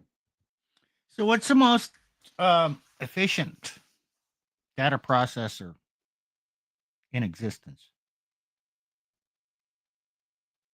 Energy efficient, I assume you're asking. Sure. It's probably, I can't list off the exact model number, but it's probably one of the AMD Epic 9000 series, one of the high core. Oh, you fell for that trap. The human mind. I know. So, human mind takes 1,500 calories a day to maintain it. Burns 20 watts, by the way. How much processing, electronic processing, does it take to replicate the processes in one human brain? We don't know because we don't know. It is multiple, maybe 1,000, maybe all the data centers in the world. It's a humongous number. No, they don't have the immediate access to all the information. But the human mind is an astounding data processor. And it's highly efficient because it doesn't take much energy when you think about it. And the lifespan of a human brain is a lot longer than the 3-year lifespan that they're planning for 3 to 5, maybe 7-year lifespan of the processors in one of these modern data centers. Well, and that's the thing about, Musk's, we're going to launch data centers in space. Yeah, okay. The chips start burning out and you've got to deorbit the thing. And he hasn't even dealt with the fact that, so they deorbit Starlink satellites about Starlink satellites have a 2 to 3 your useful lifespan because they don't use radiation hardened chips. They're very upfront about that. And the chips literally, the radiation literally cooks the chips. They become not unusable after a while. So That's what I was trying to say earlier about his reusing of starships is uh, they still haven't found a replacement for the fuel they use, and that fuel is a lot and expensive. yeah, they're using methylox, methane and oxygen. Oh no, methane is abundant enough. It's natural gas, but it's a form of it. But the oxygen is going to be a problem. I mean, there's a lot of it in the atmosphere. You know, that's a tough one because there is so much of it. And it would ironically green up the earth a bit to start pumping out some hydrocarbons into the atmosphere, but no one wants to have that conversation yet. Okay, so Anyway, total fuel, I just did a chat thing on Google. 200,000 to 350,000 for a Falcon 9 total fuel cost. yeah, it's Oh, the damn. You know what? fuel cost is almost is a minimal part of the launch cost. Look what. Yeah. Okay. Look what's happened here. The Kens came into the Barbie world and just totally dominated it. Well, the Kens came into the Barbie world and started listing all the limitations that are placed on Barbie world. I mean, we could talk science all day long. I live for this. But the point here, and I get a little frustrated here because I get so many men who come in, and when I start talking about these limitations, they start calling me names. Oh, you're just such a downer. You're just such a, you just You're don't. a realist. No, they never say that. They never say that. Right. It's always some sort. You're a doomer. You're black pill. Or my personal favorite, Elon's smarter than you, so you must be wrong.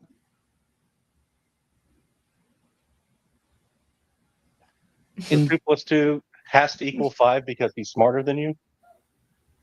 Well, I think what they're assuming is that because Elon, what is wisdom?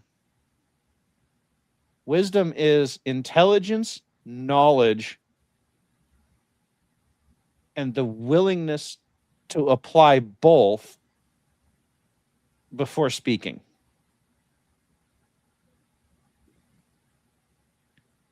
Elon's a very smart guy, but his knowledge is limited. Has to be. He's a human. Your knowledge is limited. My knowledge is limited. Everything in our lives is limited. Our universe is limited. I know there's the unbounded versus bounded theories of the universe, but all the science points to there being a boundary to it. Sorry, guys. Everything's limited. And so when those of us who have to actually do the engineering come in and say, here are the limitations. Now, here's the thing. I actually do think Musk understands that there's limitation. I think his view is I will push people and throw money at problems to see how far I can push the limits. There's nothing wrong with that. But at some point you have to go, yep, there's a limit there. And I suspect that with this data centers in space project, he's going to find out that there's some limits there, and that energy isn't, he's all big into solar, and he likes to talk about this map, and he takes like a chunk of Nebraska and says this entire chunk could power the United States, all of the United States. It's like, That's all true. It's all true. It is. Let's assume he's not stupid and doesn't know this. He might be smart enough to know that most people are gullible. Nah. He spouts this crap. Most people will believe, yay, yeah, rah, yeah. We're gonna buy into Tesla or SpaceX SpaceX. for $1.5 trillion IPO to go to Mars. Yeah, he sold them a pipe dream, and they buy into it. He makes muted, money. Nick. Now, who's Nick, the yeah. dumb one?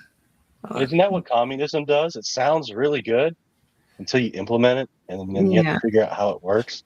It Well, doesn't work. well, but see, here's the thing about communism. Communism itself presumes no limits.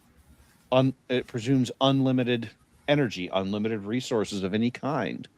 And all you have to do is direct who gets what. So, are you taking this to the next step? Are you going to imply that feminism is a form of communism? Yes, because it is. Mhm. Feminism was born in the same country that created Communism was born. Born? Feminism No. is a step. on the way. Feminism was born in the U.S., but it was perfected in the Soviet Union. No, I don't think so. Okay, Susan B. Anthony. Well, I'm saying Marxist ideals were before Susan B. Anthony, but I was going to say, didn't the Jacobins have a lot to do with this in France did. before? yeah, the Jacobins did, and the Quakers before them, and the Anabaptists before them. Yeah. Yeah, I don't think, okay, we could get in a big debate. Did feminism originate in the Soviet Union or Russia? Or was it just perfected there or developed?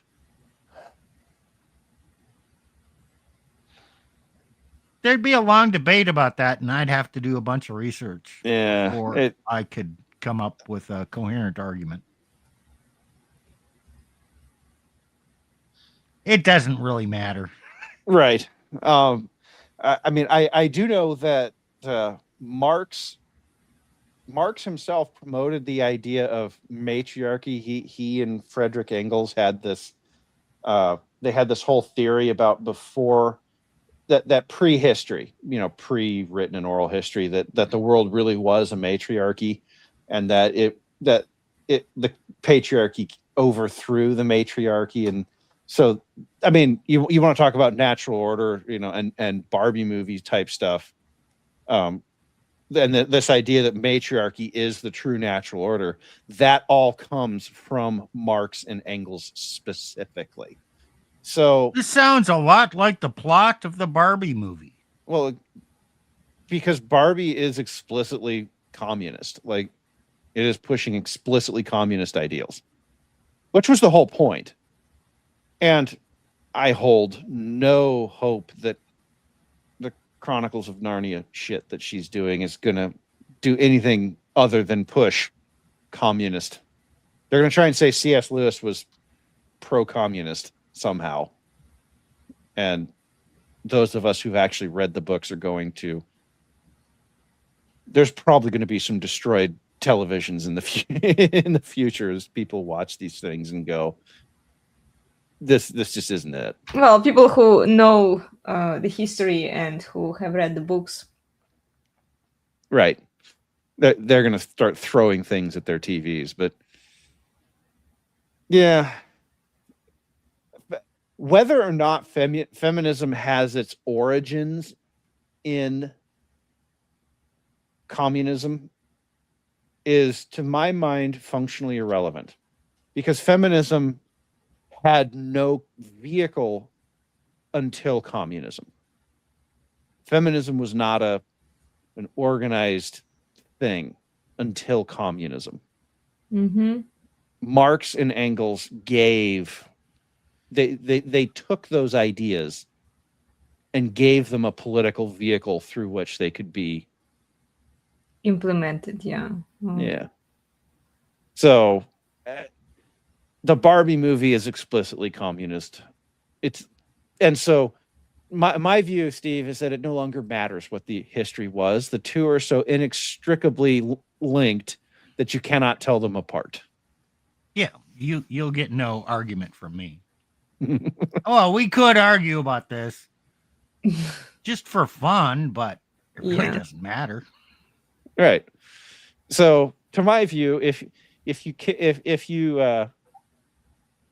the vehicle, you kill the thing the vehicle is carrying. So, Mhm.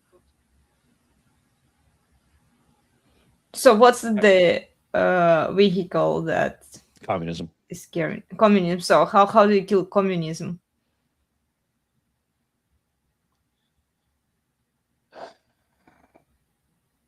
You don't have time for that today. Yeah, I know, but Simple answer, though. yeah. Men, stop participating. Men, stop wifing up women. Yeah. How's the feminism working now? Men say, oh, got no reason to get up and produce in society. I'm just going to take the easy route. All of a sudden, economies don't work. When men don't see a return or respect or a decent life, they just say, I'm good. I'll just. It's not just in words. It's not just in words. It's not enough to say those things that women say. But it doesn't matter what women say. Men are actually just refusing to participate. Yeah. Well, and so, yeah, Steve, the history of Russian communism is a little more complicated. Yes. So the reason that they had the Gulag Archipelago is because so many men did that. And so they started throwing the men in jail. If you do not work, you will be forced to work. And the people. Yeah, I never thought of that, but I'm sure you're right there. Well, the people and it doesn't matter who you throw in jail. Just put fear exactly in the hearts of men. Right. You just I have to keep my head down and just work so I don't suffer that fate. Right. Oh, that's the current child support system, guys. Yes. The people who are trying to implement communism in the United States are fully aware of what to do and how to do it. Yeah. Like they've read all of Lenin's works. They've read all of Marx's works. They've read all of Mao's works. And they all say basically the same thing is all of them will say that, for example, all power comes out of the barrel of a gun. That's an famous old communist saying. And then they will all say that the moment that communism is achieved, you have to take away the guns because all power. And these guns can be used against you. The guns can be used again. When people realize that communism itself is not what they thought it would be, then they would revolt again. So you have to take away the guns. The idea of using a gulag system, gulags are work camps, is endemic to all communist implementations. They all have various takes on it, but China today has massive work camps in Shanxing and Shanxing province. There's just huge work camps over there, where they've basically enslaved whole races, whole genotypes. That's what communism actually is. So, like, I am all for men saying, going Galt, saying, nope, we're not participating in the system anymore. But you must understand that the system will not idly sit by and allow you to do this. Yeah, it will fight at some point. Yes. Right now, it's allowing it. Well, as long as you play alone to some degree. No, the reason it's allowing it is because there's very few men doing it. The three of us would be considered highly subversive by the leftists in this country for daring push the idea that men should not work. Not that this bothers us. True enough. The three of us are free. Still. Yeah, I was going to say for the moment. I'm not. Yeah. Well, sorry. Yeah, Nick isn't free. Well, and I went through what Nick is going through. but we're still free to walk about. Oh If- yeah, we're not in If jail. the system were very repressive right now, we would not be on the air. And there may come a day when the system does get that repressive, and we are would taken be marginalized. If digital currency came about, we would be demonetized. Our money would expire. We would be marginalized. We would be outcasts. We would be persecuted just because we're guys out there talking about these things, and they don't want this out there. And at some point, we might go away, or may just close up shop if it comes to that, or maybe we'll say fuck it. We're still going to talk. I don't know yet. Well, and this really is a conversation for a whole different stream, but what, there's a timing problem here for the leftists, and it goes back to all the generational stuff we've talked about. Their clock is running short of time to do this, and they know it, and it goes, and that's why they push so much stuff through media. Yeah, they do. They push it because, like, why is the Supergirl thing going back to what was done 3 years ago? Well, because it worked, and they need things that work, and they need those things to work right now. They are frustrated that it's not working. Mm-hmm. So they're going to go back and they're going to try all the old strategies. They don't have new ones. You're going to see you're going to see more movies like Barbie. In fact, I suspect, or the latest, or the feminist Star Wars push. Oh God, yes. Oh my gosh. Yeah. Or what? I mean, I really do suspect that the Chronicles of Narnia movie, made by the same person who made Barbie, is going to be pushing a lot of this kind of messaging because they're desperate. They know time is running out. They know that they've taken losses recently. And so they just need to get the men back on the plantation. Hey, look, guys, we went a little too far. We'll put on, actually, it'll be, you know what? We went a little too far, and these sundresses are kind of comfy. Maybe I'll wear a sundress. Yeah, and I'll be a well taken care of stay-at-home wife and mother. And the lawyers actually shared statistics. I think it was James Sexton and a couple of other lawyers. The numbers of divorced single mommies, That was Pearl. They were all, well, and Pearl did it too, but it's based on like some Yeah. statistical data that the lawyers have collected. The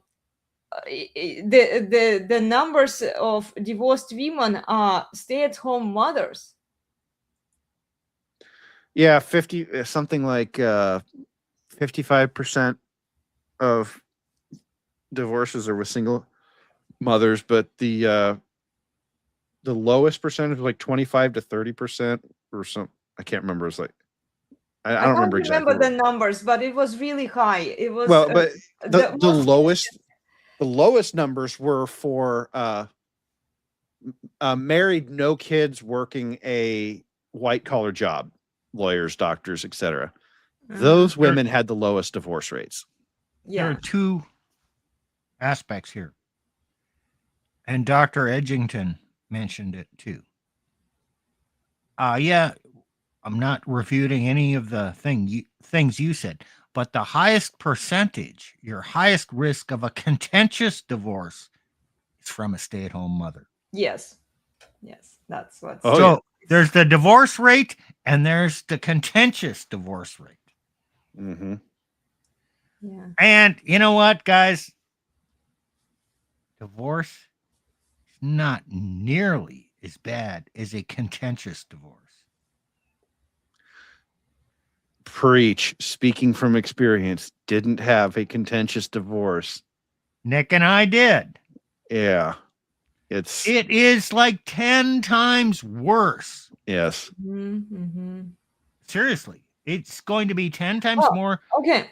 debilitating and the highest percentage. Okay, I can't prove this by any facts, but by my experience and my observation, kind of anecdotal evidence for what it's worth. Your highest chance of just a devastating zero out is a stay-at-home religious woman. Yes. Holy yes. shit.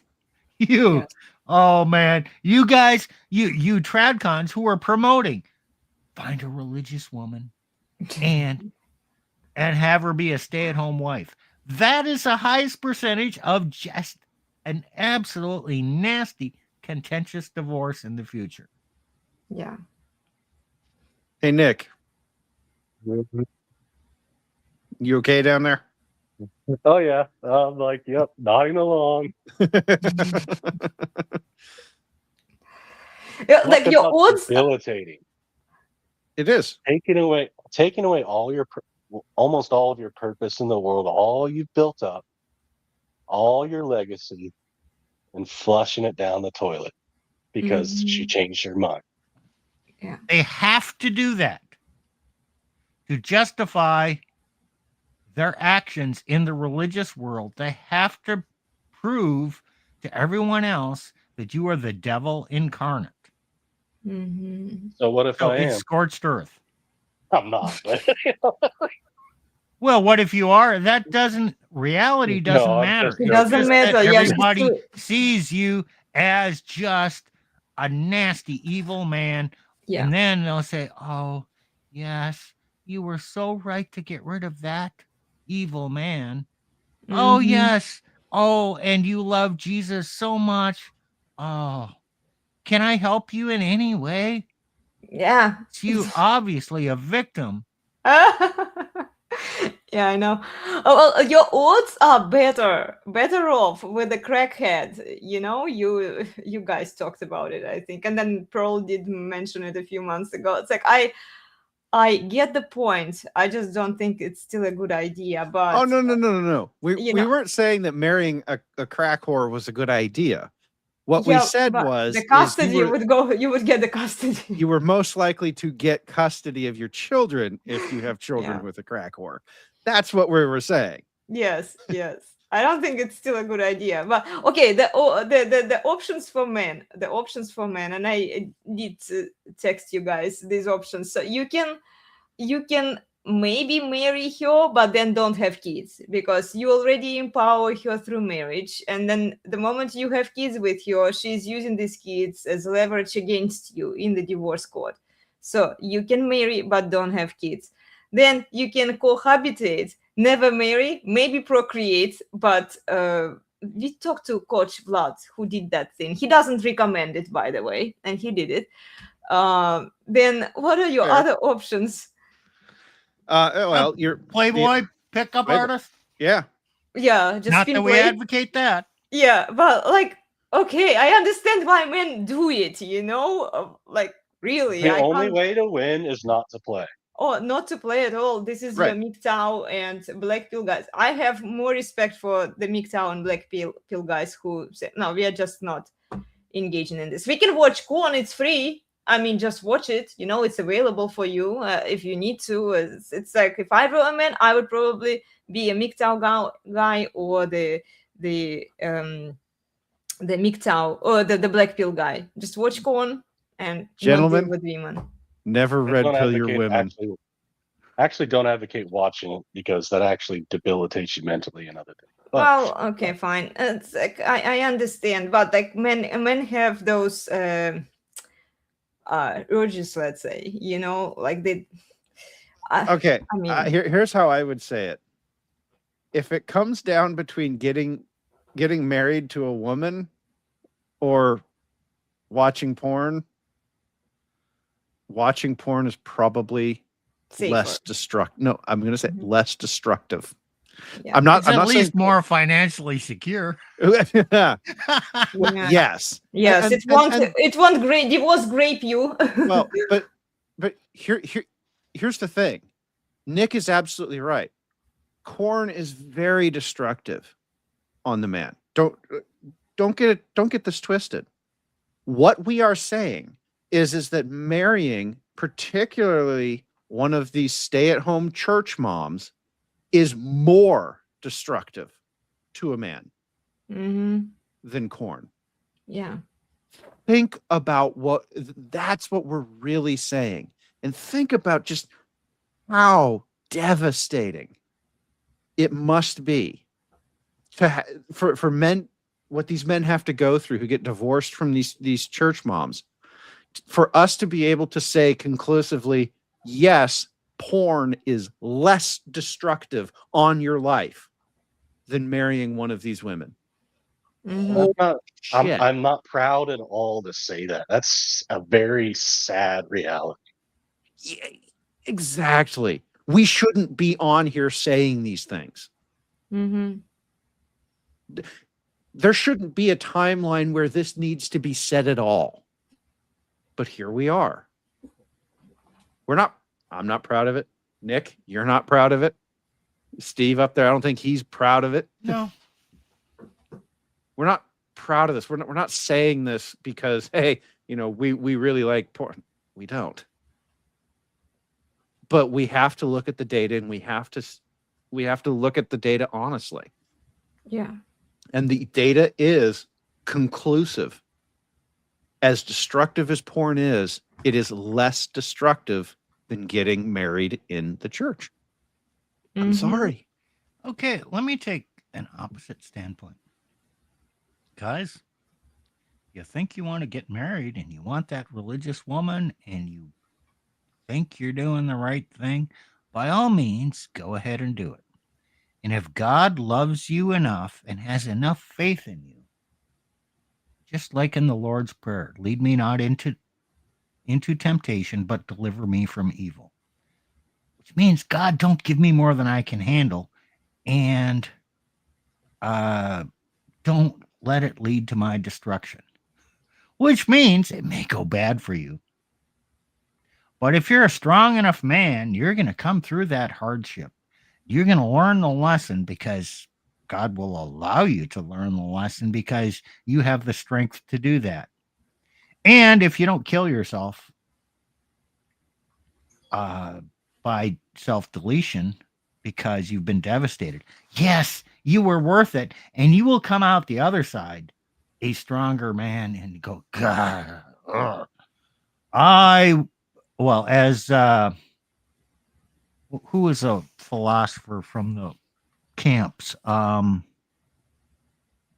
Viktor Frankl. Do I hate the Nazis? No.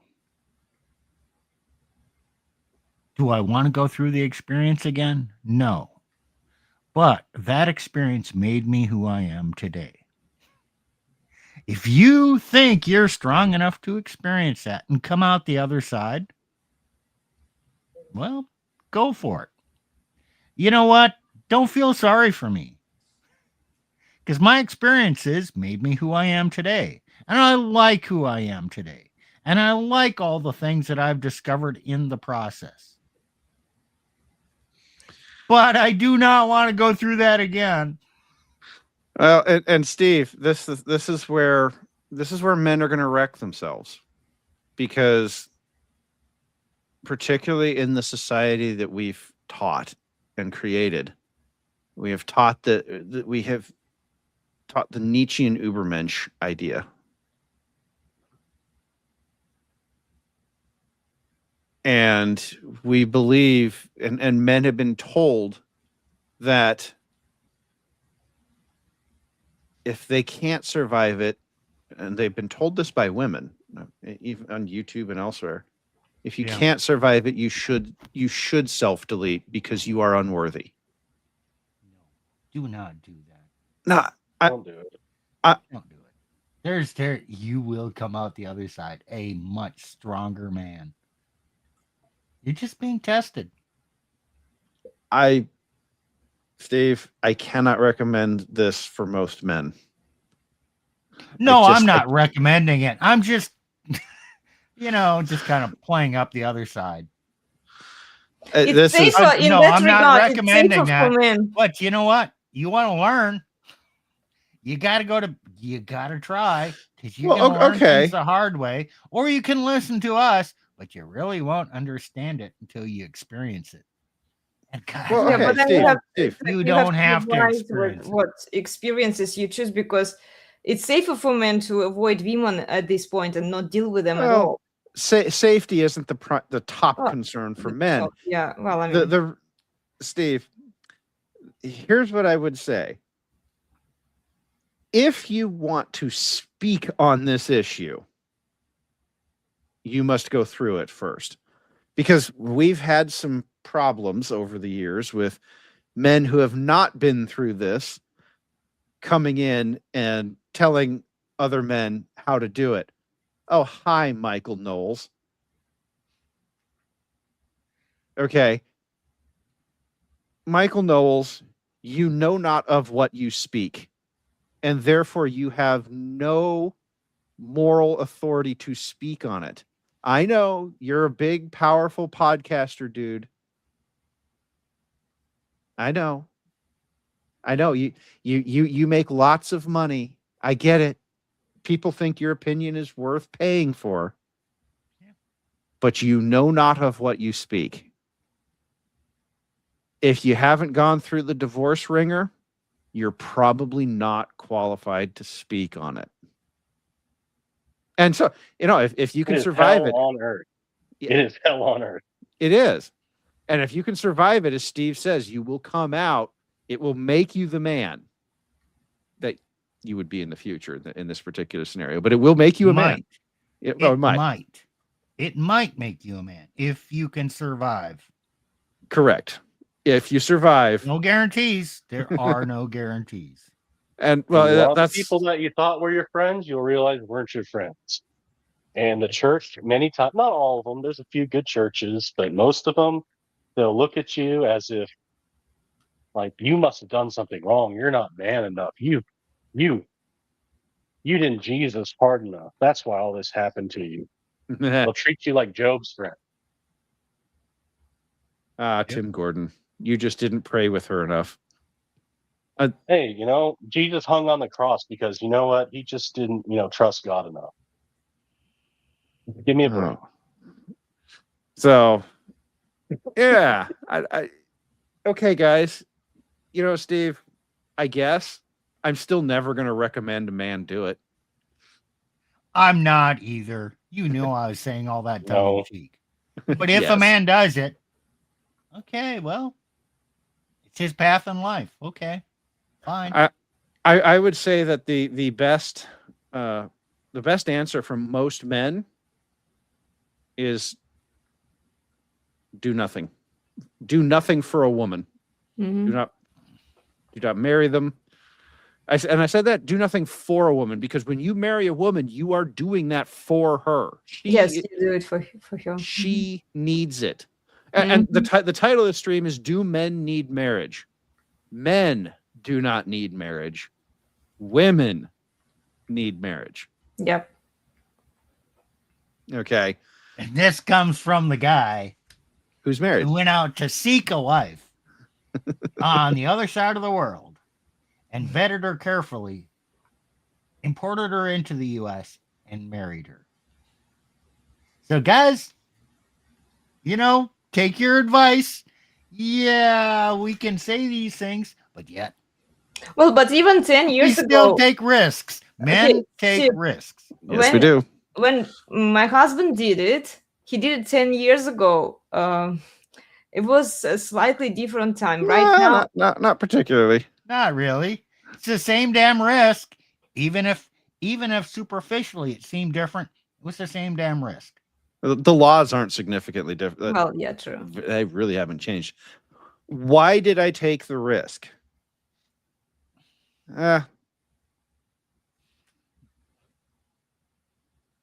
Because, frankly,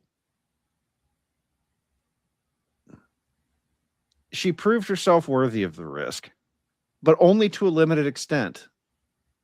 You notice how she was saying, don't, if you marry him, don't have kids with him. Well, I married her and I don't have kids with her.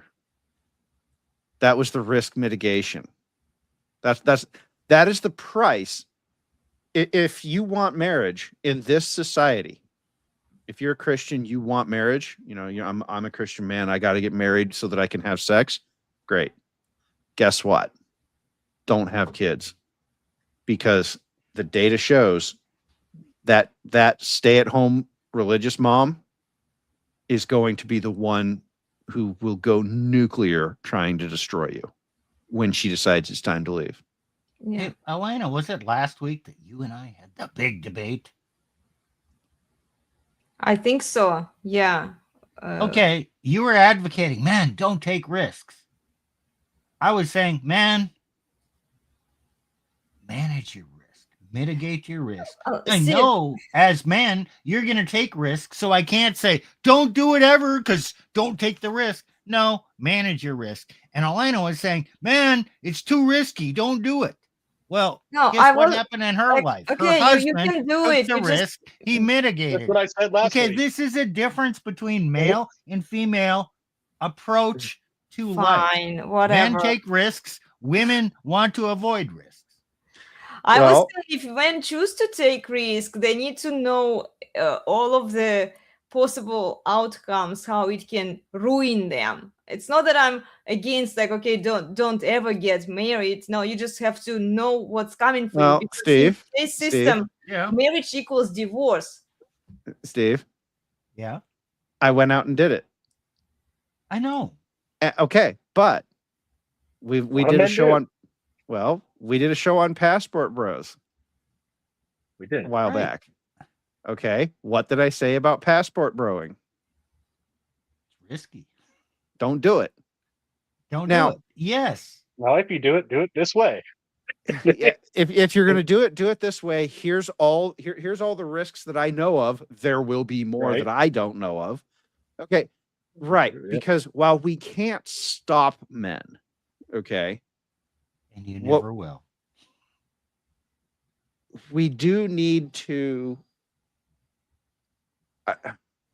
I would say we do need to step away from encouraging men to take risks. Yeah. Okay. Oh, we're not encouraging. We are informing.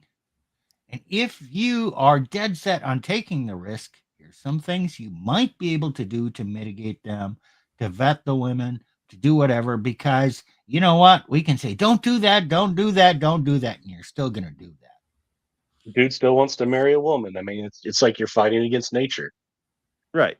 So, you know what? We can advocate for something. Survival We'll say versus it's your best thing, but here's the other Nature. considerations. nature. And just because we're advocating for something doesn't mean that we didn't go wife up that single mother. Yeah. Oh I God. did. Well, this is the And I problem. don't advocate it. The nature of So- man wants to have a woman he's married to. That's the nature of man since creation. But also, man wants to survive. Yeah. What's more important? Okay, what's more important for you in Well- the current system? Choose one.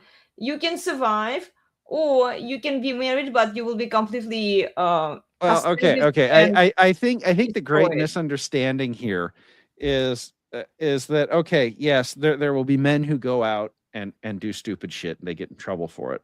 Okay. We can't stop them. However, and I've said this before, the default message needs to be don't do this thing. Yeah. And the reason why is because when you start talking about risk mitigations, men will tell themselves that they are capable of doing it. Yeah. When So did I most said that. Dang. I say, if I just Jesus hard enough, find the right woman, young, Exactly. Right. Money muscles game. Growing. Hey, I was top of my game, man. I thought I had it. Apparently, I did. right. My point here is that, and this is a really tough thing to say, but most humans are simply not smart enough to understand the nuance that Steve and Nick and I will talk about in terms of, well, do this, not that, here's why. Okay. So for the Nope, And she the touched my funny thing PP. is, we're No, no, not no. we're not smart enough to do it either. I Most know, right? men- Because Three- we Most did. men, We got some theories now after we hit the wall okay. Right. or crashed out, but yeah, we're not smart enough either. okay, this is the two camps I see most men fall into. Oh, I've seen what happened to my dad. I've seen what happened to my friends. Saw what happened to my grandfather. Mhm. Man, this is a bad deal. They experienced it, they saw it, and now social media is making it out front and center. I think it's making a difference, so that's a good thing. There's still problems with social media and all that, but whatever. So you have these guys, and then you have the other guys, and I was unfortunately one of the other guys. Hey, I have these ideals, and if I find the right woman, oh, she touched my pee-pee, she makes me happy. She'll never do this to me. So surely, if I just, she touched my pee-pee, make me happy. She's a good religious woman. Hey, it'll never happen. Not just Jesus hard enough, work hard, provide, have a bunch of kids. She won't press the self-delete. She won't, press the detonator. Hey, Steve Yeah. and Nick, maybe we aren't as smart as we think we are. We're the ones. Definitely, I'll agree with that. we stuck our hands into that meat grinder thinking we were smart enough to not get our hand cut off. Oh gosh. But this is the Nietzschean philosophy that people are propagating. Like if you be the Ubermensch, if you are all of that, if you have money, muscles, game, if you do all of those things that she wants you to do, if you pray enough with her, if you Jesus enough, you'll succeed. Jesus- She will Jesus never put the perfectly. meat right. In the Look meanwhile, what the they did to legal system is on her side. Here you go, lady. You can divorce your husband at a whim. You get paid for it. You get automatic custody, alimony, and child support. What prevents her? What Okay. does she have to Calm down. do that? Calm down. Nietzsche would probably cringe at how his philosophy is being used today, Mhm. but it was the communists who figured out that you could use Nietzscheanism to turn men into work mules for the women. That was the communists who figured it out. And here's the thing. Let's assume everything Elena said is true, because it pretty much is. But every individual man says, oh, I have a little bit of Ubermensch in me. I can beat them odds. It'll work out for me. Mm-hmm. Well, but Steve, and that's why I to say, destroy you. well, and this is why I say it has to be that the default answer is don't No, do it. don't do it. Don't do it. Because, okay, even Elon Musk, who is way smarter than anybody on your screen here, IQ wise, he's been divorce raped multiple times. He's stuck his hand in that meat grinder and then stuck it in again and then again. Okay. Just because you're smart doesn't mean that you're not going to make mistakes, that you won't be the one to get destroyed. Because, frankly, the system is bigger than you.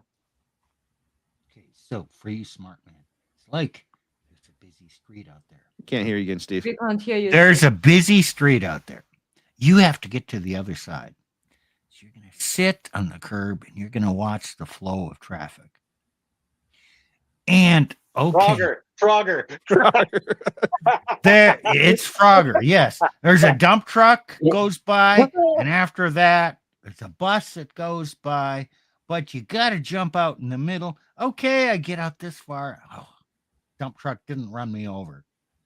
Oh, now I got to jump back here. Oh, I didn't get run over by the bus. I think I'm free and clear. Some little ass Fiat comes and just plows into me at 70 miles an hour, and I'm fucking dead. You know what? You can avoid the major things by listening to guys like us. That doesn't mean you're free and clear, because something you didn't think of is going to come and kill you. Oh, modern marriage. Marriage today is a game of Frogger. Pretty much. But okay, Yes. Nick, Nick. That's hilarious. what's the best way to beat Frogger, Nick? Not to Thank you. Don't play the game. And Don't and play again, that's Frogger. why I say it has to be the default answer. Yeah. Oh man. MGTOW has to be the default answer for men. Mm-hmm. And when men choose to go off the reservation or go jump into that road, then you have to say, okay, guy, here's all the things you have to look out for. And no, we don't know all of them because there's always new ones being invented. Okay. Yeah. But You got now, the money muscle. Hey, he made the first 3 lanes. Money, muscles, gain. Okay. I've played Yeah. Frogger twice and died. Now I'm smarter.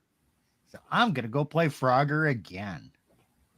And I can avoid all those pitfalls of the first 2 times I played Frogger. Yeah. Hey, Steve. I don't see you Yeah. playing Frogger. Well, But there, you know what? I still want a woman, but I just haven't found a woman that's even worthwhile. So you're saying you've been run over in Frogger enough that you're just not sure you want to jump out there in that lane again, huh? If I encountered the right woman, I might dabble. But it's pretty damn easy to not get an attraction there or not even consider it. Because damn, what do you got out there? You got the floozies, you got the fatties, you got the dummies. Yeah, okay. No, not going there. Well, and okay, here again. There are so few women out there worth your time, and you're going to be competing with a lot of men for those few women. There was growing up, my brother had a friend, and he eventually married a really good woman. They married young. They're still married because she's a good woman. They have kids and a family, and they're living the lifestyle. Talk to it. But well, that it's like, and it's great for them. Don't have a problem with that. But she's off the market. She likes her guy. That's it. It's done. Yeah. The good what's ones, they are already taken and they stay in their families. The good ones, the crazy feminist ones, the ones that are not quite happy with their marriage, they are LARPing on social media. They are seeking that external validation, the plan B. Like, okay, if their man fails or somehow he doesn't Oh yeah, feed and into she doesn't have a delusions. social media profile. Right, Plutarch and she's- Elena. That works now. There's no guarantee for the future. No, I know. There's the risks are still there. All I'm saying is that of the women, of the quality women, of which there are a few, they get married and they stay married because they tend to stay married because they're quality women, or they haven't been proven to be non-quality women yet. Okay, and the moment that they do, like, okay, this woman that I have in my head, like, okay, I think she's a quality woman, but she ever divorced, I'd be like, ew, you're an uggo. I wouldn't touch you with a barge pole. Mhm. Okay, so like, it's like she can do that, but then she becomes uggo. Well, here's the other aspect. Okay, Plutarch and Elena been married for close to a decade now, or approaching that. And it works. And you don't for a minute think, as a man, oh damn, I found the unicorn. I'm set. I can just coast. It's all going to work out. The minute you think that, it's all downhill. You can never find the perfect woman. It's always an effort. You have to stay on your task, your mentality. You have to maintain the frame. You got to keep doing. And if you keep that attitude, knowing that there's always a risk, I cannot relax. Frogger. It may continue for the rest till you're dead. Frogger. Hopefully will. But the minute you relax and let down your guard and reduce the boundaries because she doesn't want those boundaries. Yeah, that's the moment that the clock starts ticking to the demise. Elena is not a unicorn. In fact, I often say that her halo is held up by two little devil horns. Don't I, sweetie? Yeah, sure. Right. Yeah, okay. She looks like a good woman. She behaves like a good woman.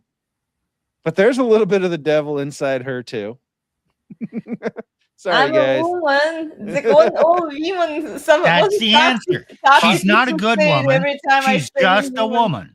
It's like demons. By the way, Elena, 4 clips we need to have where Steve start talking about, the street and seeing the busy street, then clip it when, about Frogger. Be a great clip. Oh, and then do the one where I said fatties or floozies, fatties, and dummies. Well, floozies, fatties, and dummies is what's left over. Basically, we've created a system where over long periods of time, the good women get sorted out into marriages and the not good women get sorted out into, I don't know, email jobs and complaining on TikTok. Like men are still sorting. Even Barbie got. Yeah.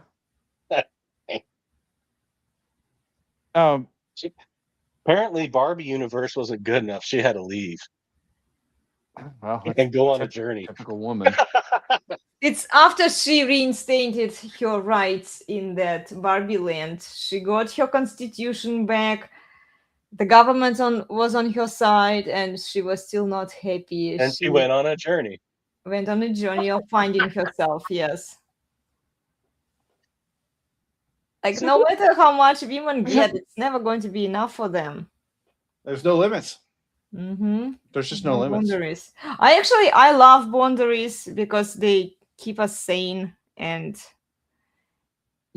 I think that women should embrace the restraint that men are imposing on them. But good luck convincing women. No, you don't convince women. Yeah, well, I mean, you just do it to them. You just do it. Yeah, you just do it to them. Well, and here's the deal on just do it. Mm-hmm. If men don't do it, the world will. Nature will. Reality will. Yeah. So it's just that when nature and reality do it, it hurts more. Mm-hmm. It is more painful for the women. And that is what it is. My job is not to rescue these women from their fate. Yeah. Your job is not to play Frogger. Yeah, pretty much. Men, it is not. I can't get over that. I'm sorry.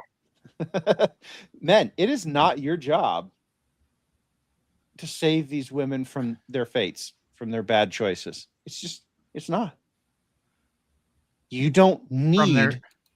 You don't save them from their own bad decisions. Yes.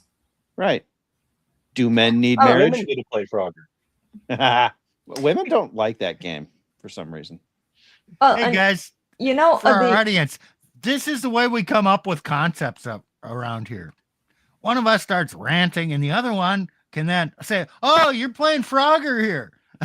That's how we discover things.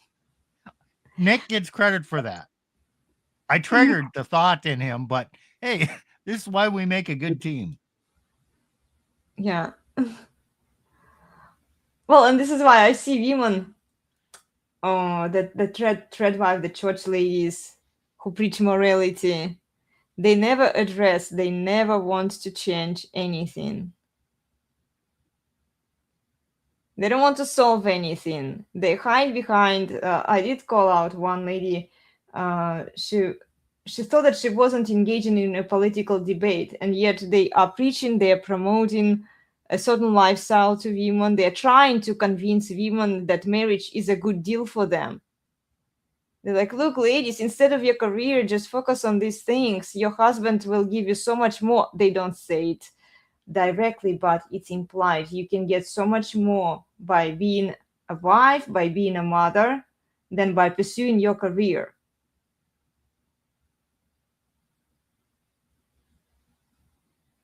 So your husband technically would have to compensate you for what you could have done for yourself if you pursued your career. He has to be your slave, and he has to give you this princess treatment that you deserve. Then otherwise, why to bother marrying?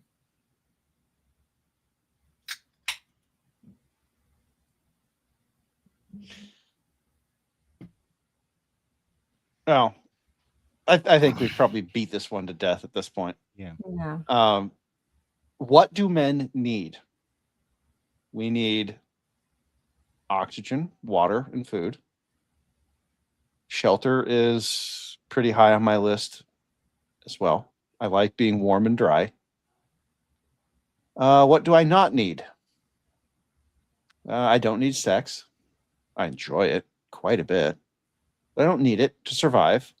I definitely don't need marriage, especially since women are offering sex without marriage for free. I mean, why would I, why would you get married? Okay, darling, now they will say that, well, if you don't wife us up, you are not going to get any sex. No. You can say that all you want. Yeah, Like reality. Porn is out there, No, not even. No, not there are women who will offer up sex for a dinner or less, or a kind word, as we used to say. Well, I'm Or a talking stern about word. these thread wives, thread women who say, like, you ladies should have standards, don't sell yourself for a meal, no sex before marriage. And I've seen this message from Sims as well. Yes. Yeah, They You're gonna say see that, but that's like 5% of women. The other 95% of women are going to give it away to get a man when they want a man. Yeah, true. So it's that's never going to change. you do not need. Okay, strictly speaking, now I'm not talking Christian ethics or anything like that. Strictly speaking, particularly in this modern feminist era, a man does not need women or marriage to get sex. Like you do not need marriage to get sex in this culture. You can get sex for a word. Okay. So when you hear women trying to say what men need, women are not saying what men need. Women are saying what women need men to need. Mm-hmm. What do I need? Air, food, water, shelter. I can be pretty content on very little. I would like to have electricity and a computer because I've always enjoyed computers and what I can do with them. But I could live without it. I have before. Like, there's two more things men actually need. Okay. Purpose and Yes. a goal. Yes. Yes. Yeah. Doesn't matter what it is. And in fact, men can have, my purpose is to play video games. My goal is to get good at it. Mm-hmm. Yeah. Oh, my purpose is to pursue this hobby and I want to learn about that. And my goal is to become proficient or an expert or whatever. Men are doing that right now. Without women, Men still pursue some purpose. Or, it's not necessarily a good purpose. My purpose is to try a lot of different drugs and see what they do for me. That's a Or purpose. try a lot of different women. Yeah. Okay, that's still a purpose. Some purposes are not good, but a man still will find a purpose. And I would go so far as to say this: men, a woman cannot be your purpose. Or women. Yes. Children can be a purpose, but a woman, no.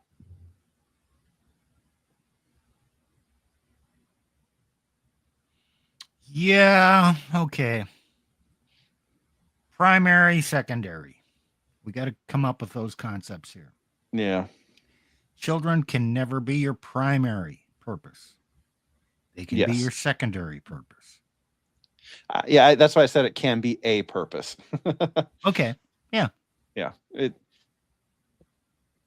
But we have so many men who've turned themselves into plow mules for their children. Yep, I was one. Well, I had a purpose, but yeah. Yeah. But a man can have a purpose and a woman can choose to destroy him. So he has to retool that purpose or find another purpose, which is kind of sad. Oh, Yeah. Right. Painful. It is painful, yeah. And a lot of work. Mhm. I mean, I- go ahead, Nick. my purpose was to be a pastor, right? And Mhm. preach the word of God, counsel people, be them on their deathbed in the hospital, marital counseling, be there when they had problems, crap hit the fan. I enjoyed doing that. But a woman can totally destroy your image if she's a supposedly Christian woman, right? Take your kids. I had the purpose to raise my kids to be, godly children, fearing the Lord. Guess what? A woman can pull the rug out from under you. She can press the detonator. Now, I still have the purpose to teach people, still have the purpose to tell people the truth. Actually found able to counsel not so much women, but now more men that just have been utterly destroyed by this system. But my So, purpose has Nick, been retooled. maybe you're actually accomplishing that same purpose more now than you were then. No, you're not Sure. talking to more people, or maybe you are with the internet. Maybe you're talking to more receptive people. Maybe you're having a bigger impact on the world and people's lives now than you were as a pastor. It's kind of different, but Yeah. you'll only find out after death on Judgment Day. Yeah, did you still accomplish your purpose? Was it a greater purpose after the trials and tribulations? Well, we'll find out. Story's not over yet, guys. Mhm. Still a lot more fight left ahead, isn't there? Yep. War is not just one battle. Yep. Yeah, And just war is not don't just one trust- man. Don't trust what women say, because they will. We already see how they adjust their message and their narratives, and they notice that. And you know what? The primary actions, because men act, women react. It's been always like that. Women are followers by nature. So who is acting? Well, the black pill guys, the MGTOW guys, by disengaging, by not participating in what the system wants them to do, by not giving women the marriage, by not giving women the children. They are forcing women to change and start LARPing and doing all of those things. Yep. Hey, but when it comes to simps don't act. They let the woman act and they react. They react. How do you know if you're a simp? You're reacting to a woman. Yeah.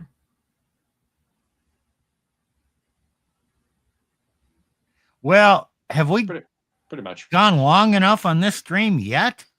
I know, guys. we And have. we were talking about the rackets and the science and Yeah, I derailed a little bit. Frogger, and then Frogger, And then another Frogger. Yeah. I know, right? Well, it was interesting. It's just not something that I have vast knowledge at. Anyway, I hope that everyone enjoyed today's live stream. I certainly enjoyed this conversation. Thank you, darling, for showing up today, for waking up. Yeah, somebody woke me up this morning. Yeah. Well, I didn't. I kind of, yeah. I was, And now I she didn't gets to expect you to show up. So. now she gets to deal with cranky tired. Well, I'm tired too. Yeah. Yeah, it's this season is just tiring. Anyway, guys, enjoy your weekend. Remember to please like, share, and subscribe. Join the Resurgence of Sanity. What are you doing, guys, on Wednesday? So Wednesday we're gonna do. We're calling it like free for all. You can talk about whatever the three of us can talk about whatever we want. I was kind of thinking maybe do a little bit of year in review kind of type stuff. You know, it's like where did we start the year and then where did we end up? Because I was thinking about that going, this year in many ways went how I thought it would and in some ways didn't. I don't know. It's our last stream of the year because we stream on Wednesdays. And of course, Christmas Eve is a Wednesday and New Year's Eve is a Wednesday. So we will not be streaming on those days because we will all be with our families, which is as it should be. But you can talk about anything. You guys, I don't know what the other two are going to want to talk about. You know, we're not planning anything.